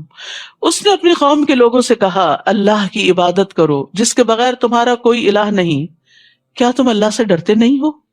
یعنی اس کو چھوڑ کے کسی اور کی طرف متوجہ ہو گئے تو کل اس کے سامنے جا کر کیا جواب دو گے؟ اس کی قوم کے کافر سرداروں نے کہا ہم تو تجھے کم عقل آدمی دیکھتے ہیں اور ہمارا خیال ہے کہ تم جھوٹے ہو. سبحان اللہ. اللہ سبحانہ تعالیٰ اپنی مخلوق میں سے بہترین لوگوں کو چنتا ہے نبوت کے لیے. وہ جو اللہ کی نگاہ میں اتنے اچھے، وہ لوگوں کی نگاہ میں اتنے حقیر ہو گئے کہ وہ اللہ کا پیغام ان کو پہنچا رہے ہیں۔ تو اس سے دائی کو بہت حوصلہ ملتا ہے کہ اگر اللہ کے بہترین بندوں کو لوگوں نے اس طرح کے نام دیے کہ ہم تجھے کم عقل دیکھتے ہیں، انا لنراک فی صفاہا، اور ہم آپ کو جھوٹا خیال کرتے ہیں، حالانکہ نبوت کی شرائط میں سے ایک یہ ہے کہ نبی ہمیشہ سچ بولتا ہے، صادق اور امین ہوتا ہے۔ تو پھر اگر ہمیں کوئی جھوٹا کہہ دے اور اگر ہمیں کوئی بیوقوف کہہ دے تو ہمیں مائنڈ نہیں کرنا چاہیے، کیونکہ ہم سے زیادہ اچھے لوگوں کو کہہ دیا گیا تھا، پھر بھی انہوں نے اپنا کام جاری رکھا، پھر بھی انہوں نے خیر خواہی کی، پیچھے نہیں ہٹے۔ ہود علیہ السلام نے کہا، اے میری قوم، میں نادان نہیں ہوں، بلکہ میں تو جہانوں کے رب کا رسول ہوں۔ یہ ہے انبیاء کے اخلاق۔ قوم نے کہا، ہم تجھے بے وقوف سمجھتے ہیں، انہوں نے کہا، میں بے وقوف نہیں ہوں، بس سٹاپ، فل سٹاپ۔ یہ نہیں کہا بلکہ تم بے وقوف، یہ نہیں کہا۔ ابلغکم رسالات ربی وانا لکم ناصح امین، میں تمہیں اپنے رب کے پیغامات پہنچاتا ہوں اور تمہارا امین اور خیر خواہ ہوں۔ کیا تم اس بات پر تعجب کرتے ہو کہ تمہارے رب کی طرف سے تمہارے پاس نصیحت ایک ایسے آدمی کے ذریعے آئی ہے جو تمہیں میں سے ہے، تاکہ وہ تمہیں برے انجام سے ڈرائے؟ اور اللہ کا یہ احسان یاد کرو جب اس نے تمہیں قوم نوح کے بعد زمین کا جانشین بنایا اور تمہیں خوب تنومند یعنی طاقتور بنایا۔ بس اللہ کی نعمتوں کو یاد کرو تاکہ تم فلاح پاؤ۔ وہ کہنے لگے، کیا تو ہمارے پاس اس لیے آیا ہے کہ ہم ایک اللہ ہی کی عبادت کریں اور جنہیں ہمارے آباء و اجداد پوچھتے رہے انہیں چھوڑ دیں؟ یہ تھا ان کی گمراہی کا سبب۔ کوئی دلیل نہیں سوائے اس کے کہ باپ دادا کے پیچھے چلیں گے۔ یاد ہے دنیا کے معاملات میں ہم باپ دادا کے پیچھے کوئی نہیں چلتے۔ ہم میں سے کون ہے جو دادی والے کپڑے پہنتا ہے آج، یا نانی والے کھانے پکاتا ہے؟ ہاں؟ دنیا کے معاملات میں ہم ایڈوانس ہو گئے، نئی نئی چیزیں سیکھی، نئے نئے تجربے کیے، نئے نئے کام کیے، اور دین کے معاملے میں فرسودہ رسمیں، پرانے طریقے، باپ دادا کے طریقے۔ عجب منطق ہے۔ اور جنہیں ہمارے آباء و اجداد پوچھتے رہے انہیں چھوڑ دیں؟ اگر تو سچا ہے تو جس عذاب کی تو دھمکی ہمیں دیتا ہے وہ لے آ۔ ہود نے کہا علیہ السلام، تمہارے رب کی طرف سے تم پر عذاب اور اس کا غضب ثابت ہو چکا ہے۔ کیا تم مجھ سے ایسے ناموں کے بارے میں جھگڑا کرتے ہو جو تم نے اور تمہارے آباء و اجداد نے رکھ لیے ہیں؟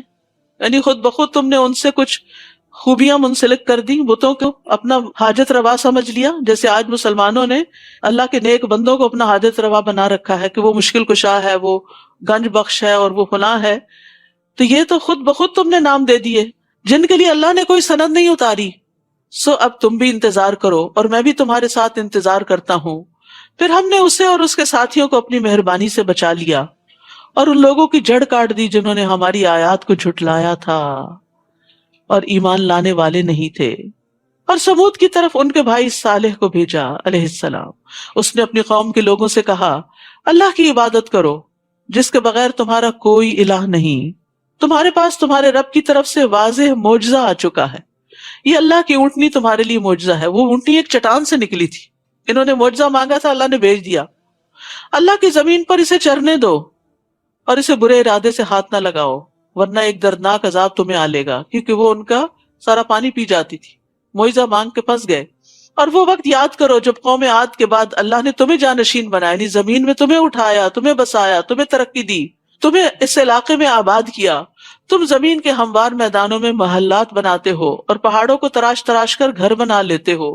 اتنا زبردست آرکیٹیکچر اور کنسٹرکشن کا طریقہ تھا ان کا۔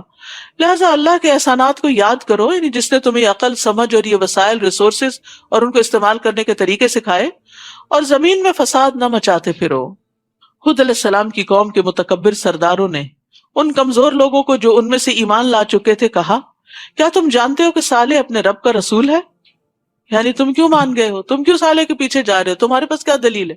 یعنی ان سے جھگڑنے لگے۔ وہ کہنے لگے، جو کچھ اسے دے کر بھیجا گیا ہم تو اس پر ایمان رکھتے ہیں۔ متکبر کہنے لگے، جس بات پر تم ایمان لانے والے ہو ہم اسے ماننے والے نہیں۔ سمجھنے کی، جاننے کی کوشش ہی نہیں کی تو ایمان کہاں سے آتا؟ چنانچہ انہوں نے اونٹنی کی کونچیں کاٹ ڈالی اور اپنے رب کے حکم سے سرتابی کی اور کہنے لگے، صالح اگر تو رسول ہے تو جس عذاب کی تو ہمیں دھمکی دیتا ہے وہ لے آ۔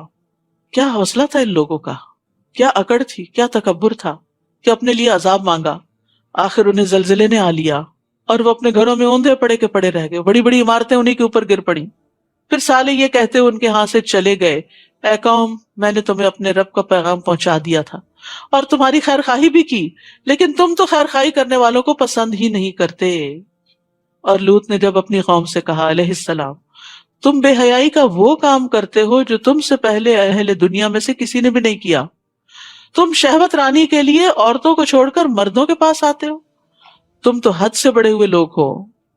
یعنی عجیب و غریب خواہشات تھی ان کی، اور اس کی قوم کو اس کے سوا کوئی جواب بن نہ پایا کہ انہوں نے یہ کہہ دیا اپنی بستی سے انہیں نکال دو، یہ لوگ بڑے پاک باز بنتے ہیں۔ یعنی نصیحت کرنے والوں کو ہی ختم کر دو تاکہ کوئی برا بھلا کہے ہی نہ، کیونکہ وہ اپنے برے اعمال پہ فخر کرتے تھے اور نیک لوگوں کا مذاق اڑاتے۔ یہ بری قوموں کا یہی حال ہوتا ہے کہ وہ نیکی کرنے والوں کو بے وقوف سمجھتے ہیں اور جن گناہوں کی گندگی میں وہ گرفتار ہوتے ہیں اس پہ فخر کرتے ہیں۔ چنانچہ ہم نے لوط اور اس کے اہل خانہ کو بچا لیا، بجز اس کی بیوی کے کہ وہ باقی ماندہ ہلاک ہونے والوں میں سے تھی، کیونکہ اس کی ہمدردیاں اس بری قوم کے ساتھ تھی، تو جو جس کے ساتھ محبت کرتا ہے اسی کے ساتھ اٹھتا ہے۔ اور اس قوم پر پتھروں کی بارش برسائی، بس دیکھ لیجئے کہ مجرموں کا انجام کیسا ہوا۔ اور اہل مدین کی طرف ہم نے ان کے بھائی شعیب کو بھیجا علیہ السلام۔ اس نے کہا، اے میری قوم، اللہ کی عبادت کرو، تمہارے لیے اس کے سوا کوئی الہ نہیں، تمہارے پاس تمہارے رب کی طرف سے ایک واضح دلیل آ چکی ہے، لہذا ناپ اور تول پورا رکھا کرو اور لوگوں کو ان کی چیزیں کم نہ دیا کرو۔ لین دین میں ڈنڈی مارتے تھے۔ اور زمین میں اصلاح ہو جانے کے بعد اس میں بگاڑ پیدا نہ کرو، یہی بات تمہارے لیے بہتر ہے اگر تم واقعی مومن ہو۔ اور زندگی کی ہر راہ پر راہزن بن کر نہ بیٹھ جاؤ کہ لوگوں کو دھمکاتے پھرو، اور جو شخص اللہ پر ایمان لائے اسے اس کی راہ سے روکنے لگو۔ یعنی راستوں پر اس لیے نہ کھڑے ہو جاؤ کہ اللہ کے راستے سے لوگوں کو روکو، اور جو دین کی طرف آئے انہیں اس سے منع کرو، اور اس سیدھی راہ میں کجی کے درپے ہو جاؤ۔ اور وہ وقت یاد کرو جب تم تھوڑے تھے تو اللہ نے تمہیں زیادہ کر دیا، اور دیکھو کہ فساد کرنے والوں کا انجام کیا ہوتا ہے۔ وَإِن كَانَ طَائِفَةٌ مِّنكُمْ آمَنُوا بِالَّذِي أُرْسِلْتُ بِهِ وَطَائِفَةٌ لَمْ يُؤْمِنُوا فَاصْبِرُوا حَتَّى يَحْكُمَ اللَّهُ بَيْنَنَا وَهُوَ خَيْرُ الْحَاكِمِينَ۔ اور اگر تم میں سے ایک فریق ایسا ہے کہ جو کچھ مجھے دے کر بھیجا گیا اس پر ایمان لے آیا، اور دوسرا فریق ایمان نہیں لایا، تو صبر کرو یہاں تک کہ اللہ ہمارے درمیان فیصلہ کر دے، اور وہی سب سے بہتر فیصلہ کرنے والا ہے۔ وآخر دعوانا ان الحمد للہ رب العالمین۔ سبحانک اللہم وبحمدک، اشہد ان لا الہ الا انت، استغفرک واتوب الیک۔ السلام علیکم ورحمۃ اللہ وبرکاتہ۔